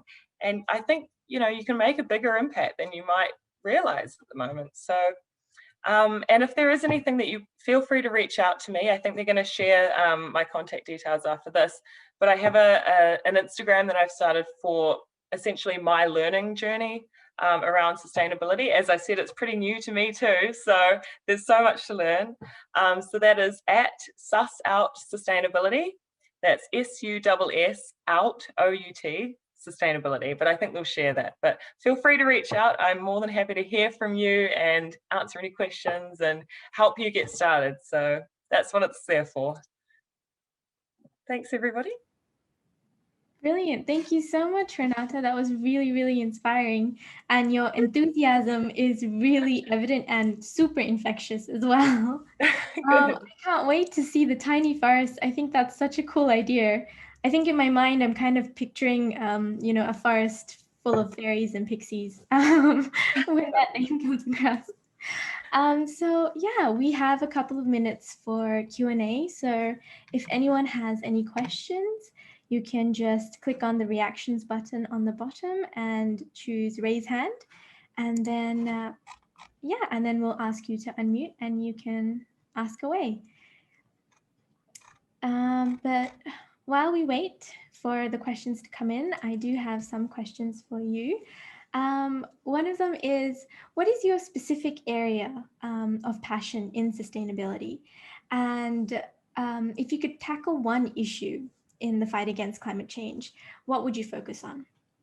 Oh, that's a good question. I think, to be honest, I think it's something that's kind of just dawned on me recently, if I'm honest. I mean, I've been talking about these single-use cups probably through the whole talk, but it's kind of just dawned on me, like, maybe that is, you know, the whole waste and recycling area. I mean, yeah, I kind of, towards the end of last year, I live in a house with one flatmate, so there's just two of us. And, you know, the amount of, we're conscious and we still have so much recycling and waste. And I was getting, I don't want to say upset, but kind of upset last year, just looking at it and being like, how can this be? I mean, sure, it gets recycled, but it still goes through a process. You know, I need to actually limit the amount that I'm using to begin with. And, you know, why is cucumber and broccoli wrapped in plastic? I mean, gosh, you can wash it, it's fine. And so, you know, we've been doing a project, me and my flatmate, she also got inspired, which was super exciting for me, to do January without purchasing anything with packaging. And I mean, like, no paper, no cardboard, no plastic, nothing. And we did, unfortunately, have to buy a couple of things, but we found so many quick wins. It was incredible. And just because January's over, I'm going to keep going. I mean, this stuff, I think once you change your mindset, it doesn't take long.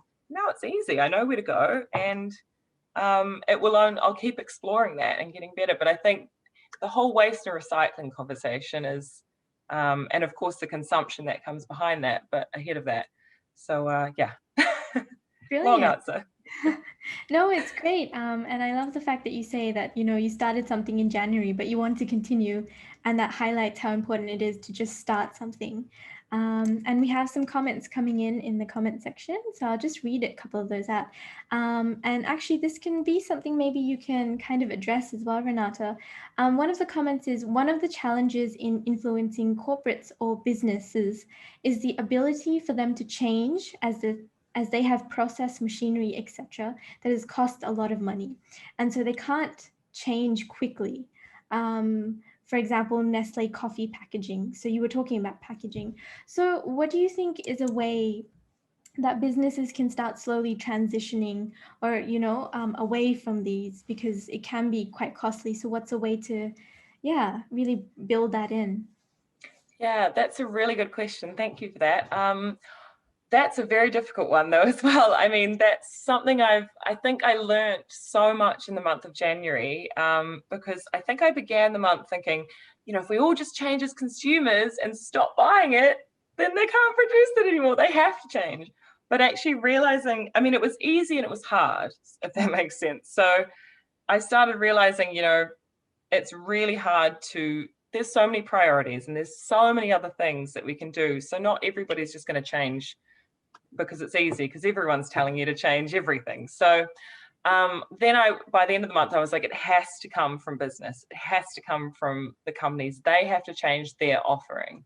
You know, I'm going to the markets and smaller kind of local stores, and I didn't go to the big supermarkets at all during January, including the one I work for, which made me, yeah, it's a real shame that I couldn't go there essentially because of all the plastic.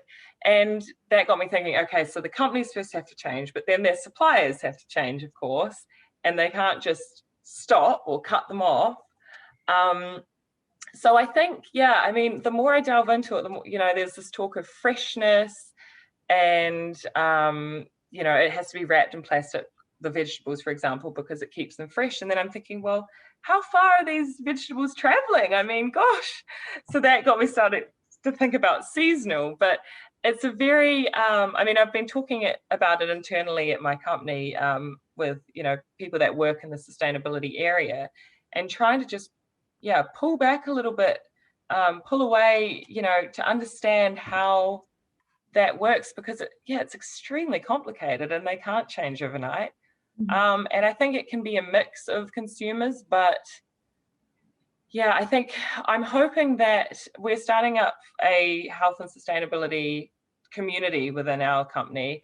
And I'm hoping that through that, we can run sort of initiatives to kind of problem solve issues like this. So, you know, we might run some workshops where a senior manager comes in and their issue is, you know, we've got all these great suppliers, but everything's wrapped in plastic. And then we can break out into smaller teams of, you know, young professionals. They don't have to be young, but interested professionals, and kind of work on that project for a couple of hours and then come back and present. And from that, maybe using everybody's interest and creativity, maybe from that, some initiatives can come up. But I don't have the answer, and I wish I did. No, that's great. Thank you for that. Yeah, and so we've got some more comments, which is, I think we've got someone from New Zealand commenting who is saying that, hello. Yeah, Bharati, so she's saying that in New Zealand, the big supermarkets dictate how they want the produce packaged, which can be frustrating for the producers as well. So I think sometimes, yeah, that is an interesting, and I think that's, again, as you're saying, needs to be part of the conversation and needs to be a cultural change within the companies as well. And perhaps producers can maybe stop working or perhaps renegotiate and move away from supermarkets who won't change, or something to consider. Not easy to do, but yeah, for sure. Absolutely, you can come from that side. And also, sorry, just another comment on that. I think the consideration, and that's where sometimes I start to get, I don't want to say overwhelmed, but it's just, yeah, it's part of the learning process, I think.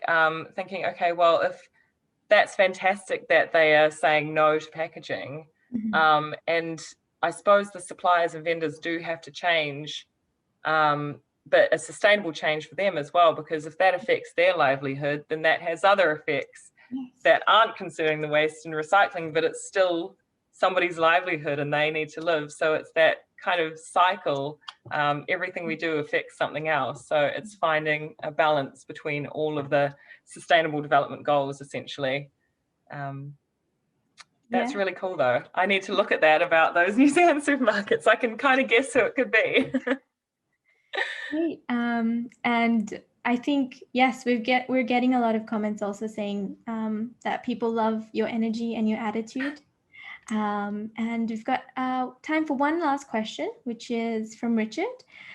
He loves the small forests and he actually built one himself. So, Oh my gosh. Yeah. So he's asking, how did you end up in corporate with your passion and amazingly authentic results? A lot of people want to work in companies like you have done, but feel companies are too hard to work with. And they need a first step because they, I guess, maybe are a bit intimidated or, yeah.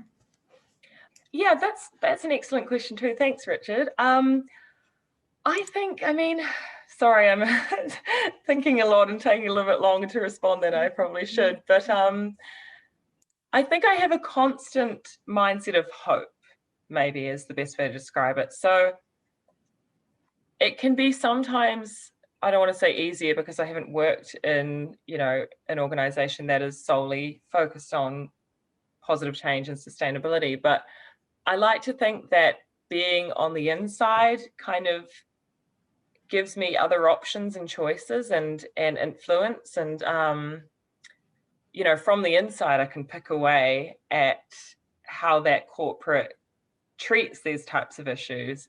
You know, I work in finance, and that really has almost nothing to do with sustainability, aside from the part that we're actually starting environmental, social and governance reporting. And so I'm at least able to assist with that. But aside from that, it's very far from, you know, making change. Like if I worked in supply chain, I might have more of an influence there. So it's, I suppose, looking at the different functions within a company like that. And I mean, you know, HR, they can look at the people side and how environment and things affect their people. But yeah, going back to the hope thing, there's other things you can do, you know, starting communities within your company, connecting people, getting the conversations going, getting seniors involved. And I just really hope that all these types of initiatives can make a change, especially the one where we're feeding back between, you know, professionals, you know, interested young professionals, helping the senior managers to solve problems, because that's where the higher level management is going to see value and they're going to keep coming back for it if it works. And so that's where we can start to build those strong connections, and yeah, hopefully pick them apart from the inside. That's the dream. Brilliant. Thank you so much. This was a really inspiring session, and thank you for making time to join us. And so now we're going to move on to have a meditation. So so feel free to keep your, I apologize also if we weren't able to get to all the questions, but feel free to email them and we'll get them through. So just relax, and you can keep your eyes open if you like. There'll be a video playing, or you can have them closed, whatever makes you feel comfortable. And so, yeah.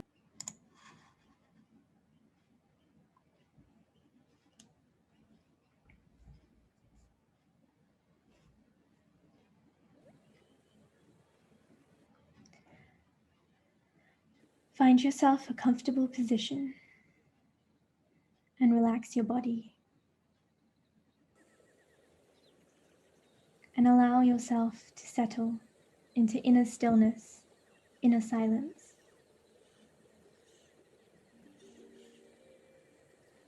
Take a deep breath in and breathe out.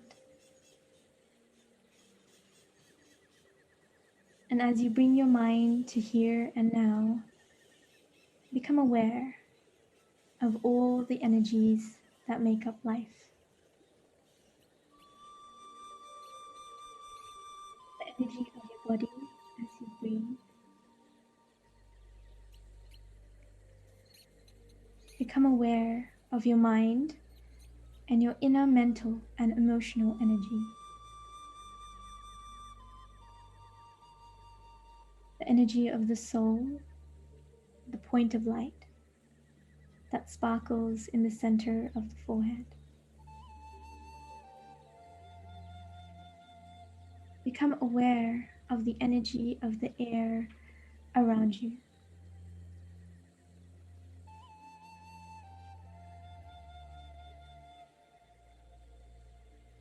and also become aware of the energy of nature.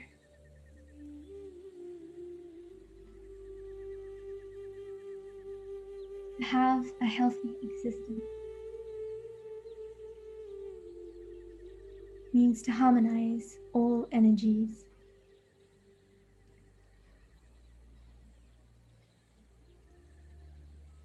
And to harmonize all these energies, I need to bring my mind back to a place of peace.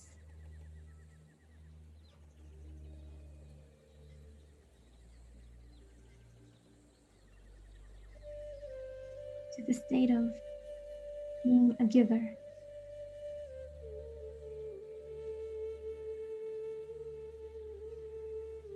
A bestower of peaceful energy.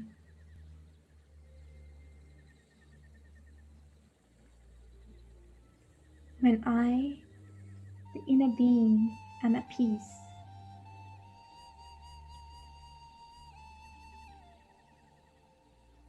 then I can create this harmony within me.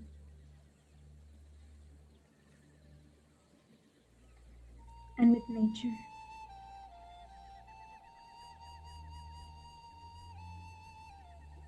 So I sit in stillness and center myself. And I have so much gratitude for planet Earth and for all the flora and fauna.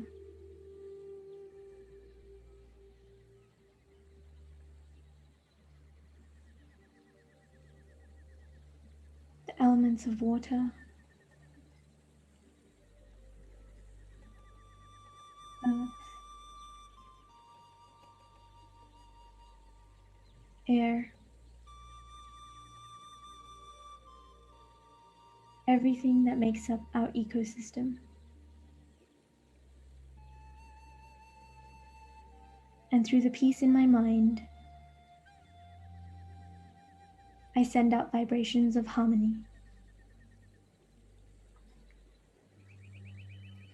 So that any disturbance can be brought back to a state of equilibrium.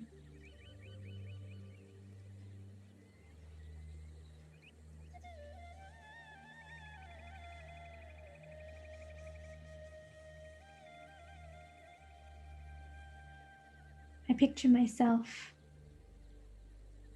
to be a source of goodness.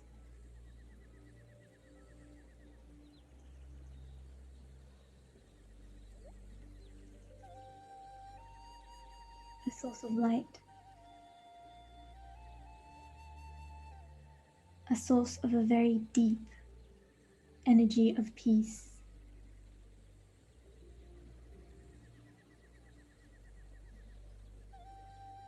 And I allow this energy to spread out from within me.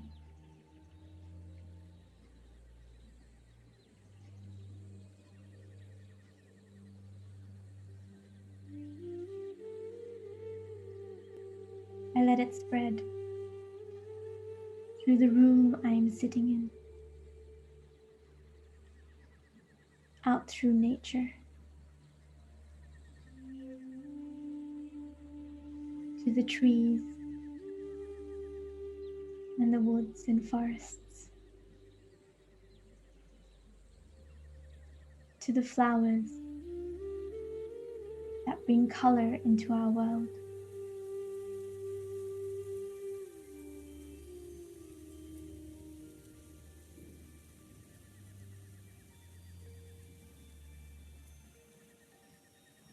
I let this energy spread further to the proud mountain peaks,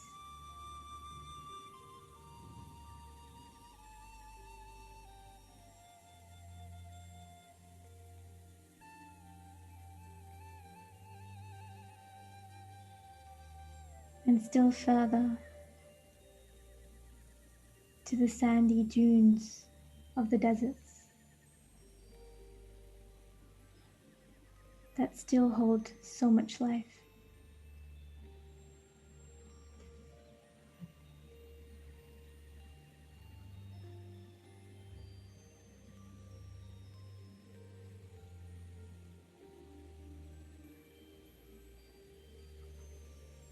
I let this energy of deep peace spread to the glaciers,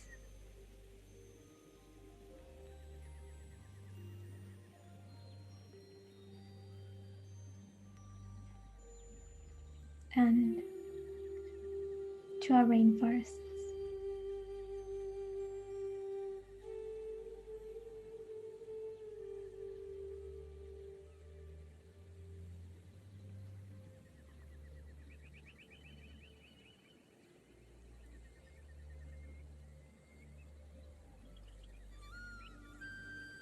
I feel the vibrations of harmony spreading out to the savannas and grassy plains, and to the deep blue oceans of our world.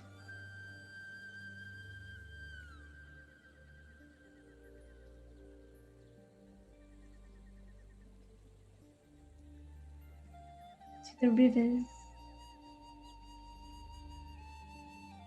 that sustain life.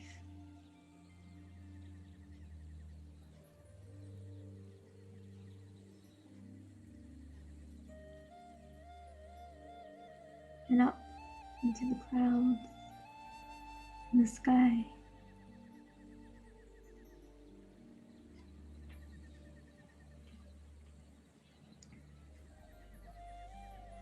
Let your energy of goodness and harmony spread out into nature. Let me spread this energy as an angel of the earth, one who watches over the planet.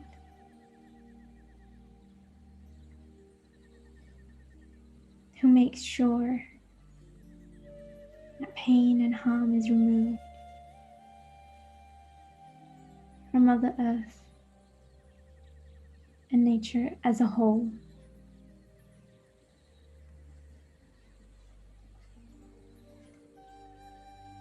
And through these vibrations of peace and love,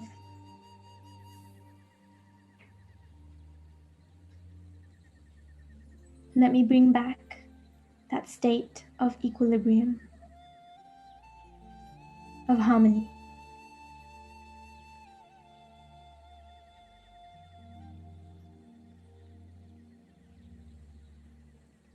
Nature is like a mother. She holds all of life in her lap.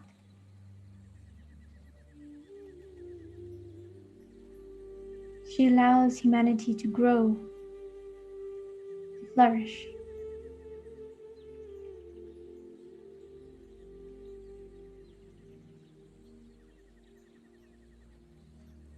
Nature is abundant in her giving.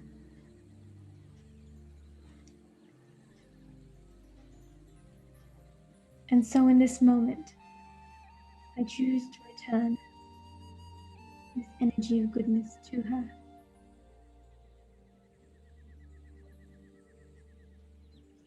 To share my inner peace and gratitude.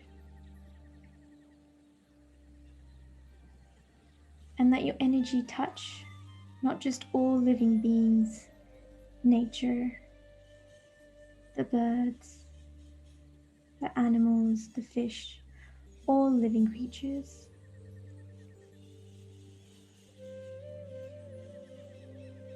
Also, the elements, like water. Water is a symbol of movement. It weaves its way around rocks and bubbles along cheerfully in streams.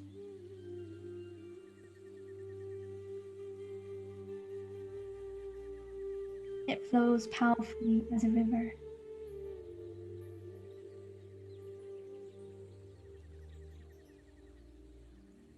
and the deep blue of the oceans.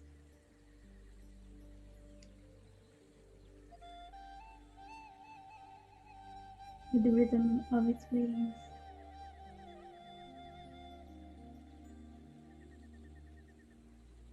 When water falls on earth, it gives life to earth. Water ends the thirst of every human being in the world. I allow my mind to send energy to purify the element of water.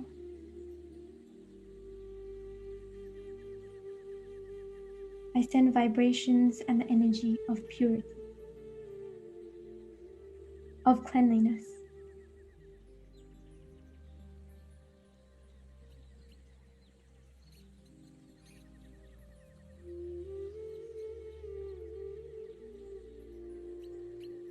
In its purest, unpolluted form, water sustains life. The rivers and oceans are homes for many living creatures.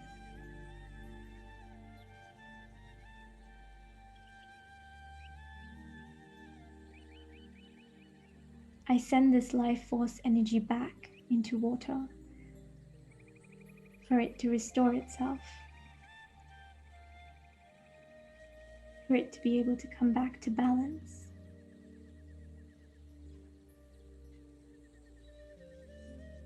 So I send this energy of goodness, of peace, of coolness, of purity into all the water molecules on this earth.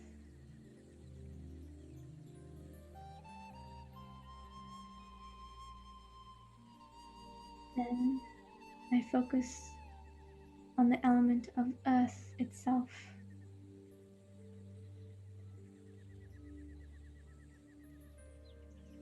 Mountains,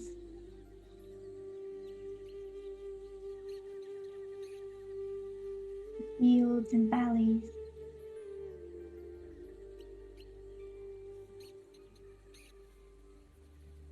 the earth is a provider, a giver. It gives abundantly in an unlimited way.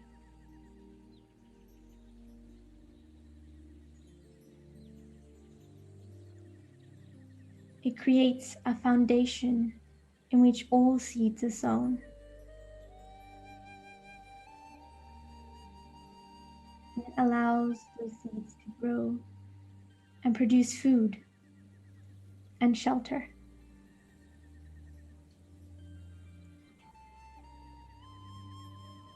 So I reach out and connect to the earth. I feel it breathe. It symbolizes stability, strength, a foundation for life.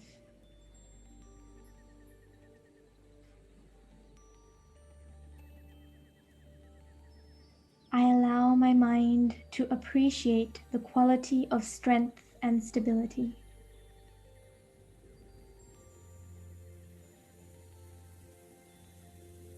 How important it is to remain unshakable and immovable as the earth does.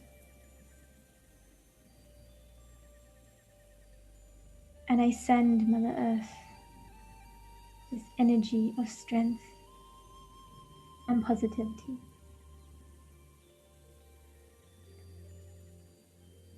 This body comes from the earth, and one day it will go back to the earth.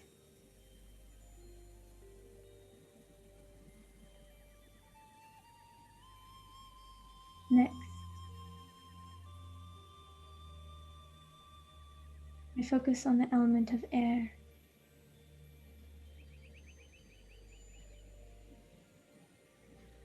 Feel the air in your lungs as you breathe.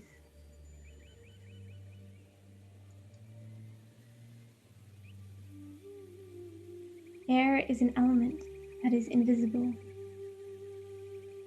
often taken for granted.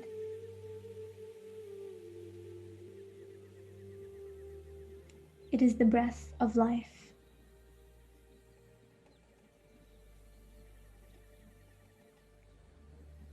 And without it, there can be no life energy at all.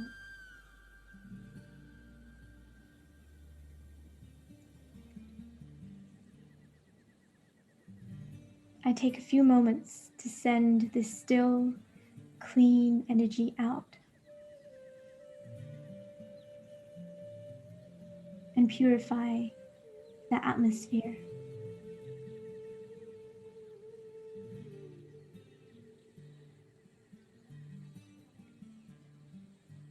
Finally, in my mind, I visualize the globe of the world. This amazing planet Earth that floats in the vastness of this universe.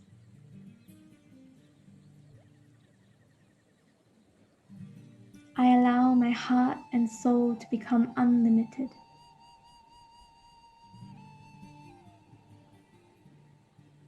And reach out to connect with the divine, the source of all that is good, that is pure. A point of light energy, a soul just like me. As I connect, I sense immense peace and love pass through me and caress the world, nurturing every living being.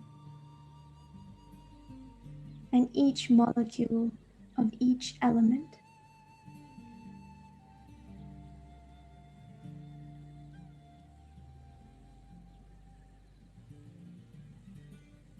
Together, we bless our world, nurturing both nature and every soul, so that both can restore their own purity, peace, and power.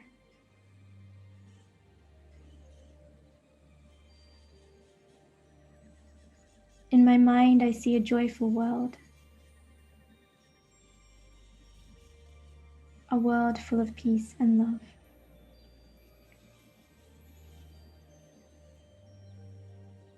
Where there is only the exchange of love and respect.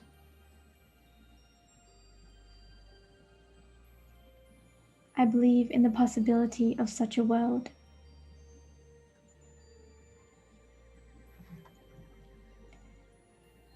Our world will once again shine with grace. And I recognize that I play a part into bringing this world into being.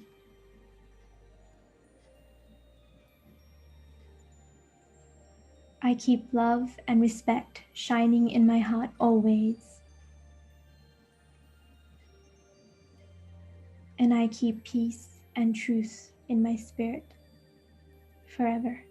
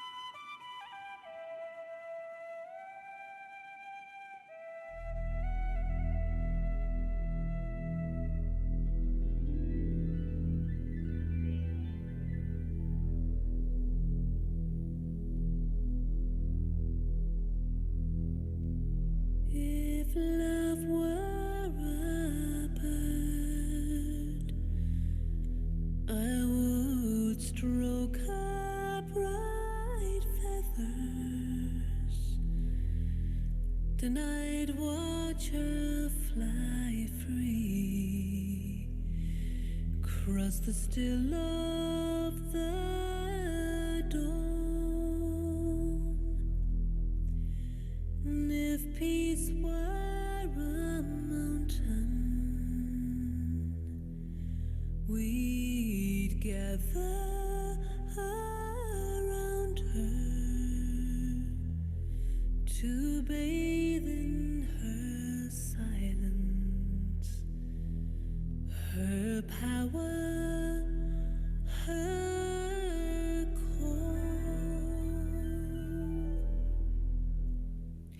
If wisdom could sing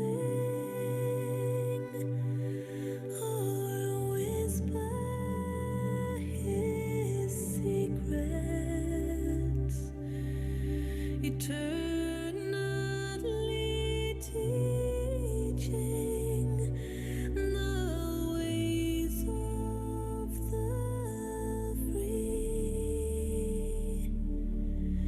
In my mind I can see them, I hear them, and I feel them. For love, peace, and wisdom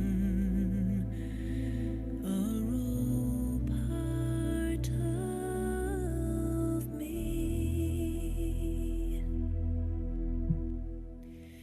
If love has her freedom and peace her expression, surely wisdom will grow like a flower in bloom. The seed has been planted and tended and watered by the prayers of the hopeful and the tears of the brave. We long to return to that place of still waters and sit on the banks under some shady tree.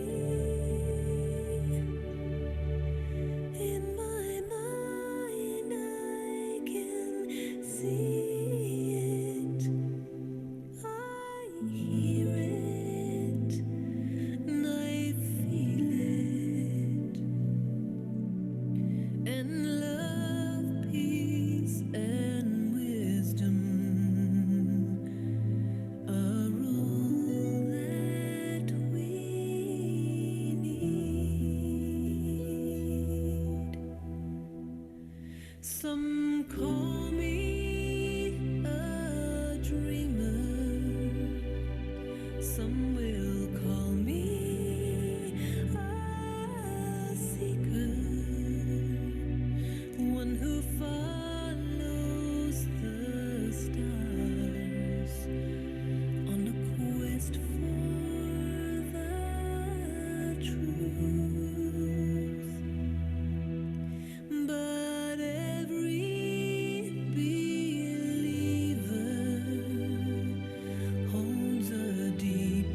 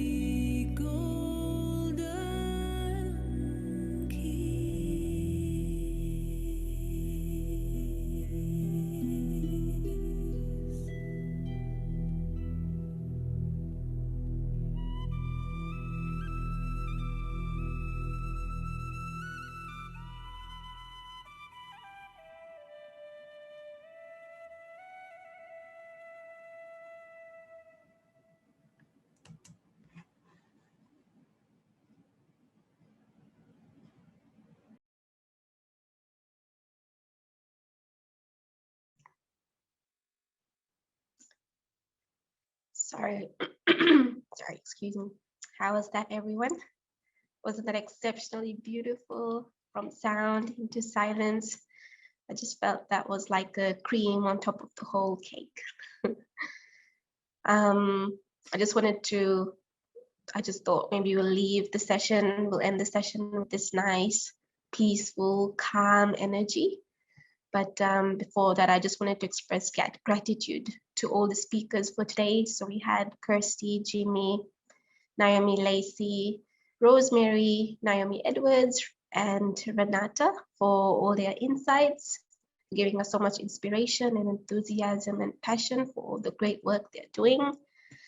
And it's amazing how we started off with spirituality and then we ended up with such a nice, lovely meditation commentary and experiencing spirituality. And in between, we talked about community gardens, food security, so much rich conversations throughout the day, not just today, just the latest session. But I'm sure there you all have taken a lot, not just through words, but through feelings, through energy, and through vibrations. So tomorrow is our last session for the conference. And I just thought to mention the speakers for tomorrow. We've got a range of new speakers. So we have Lakshmi, Juan Vasquez, Janine, Joshua, Joanna, and Michelle. So they also will be talking on a different range of topics. So tomorrow we have history of consumerism, the effect of consciousness on our ecosystem, and restoring normality, what can be the new normal. Okay, and so tomorrow we start at 10 o'clock. Sorry, 10 o'clock Melbourne time. And just a sweet reminder that fill in your form, not just to receive the participation certificate, but pour your heart out to what you've learned, to share all your inspirations and whatever you feel like from the heart. All right, so till we see you tomorrow, enjoy the rest of your day wherever you are and have a good night. See you later. Greetings of peace to all.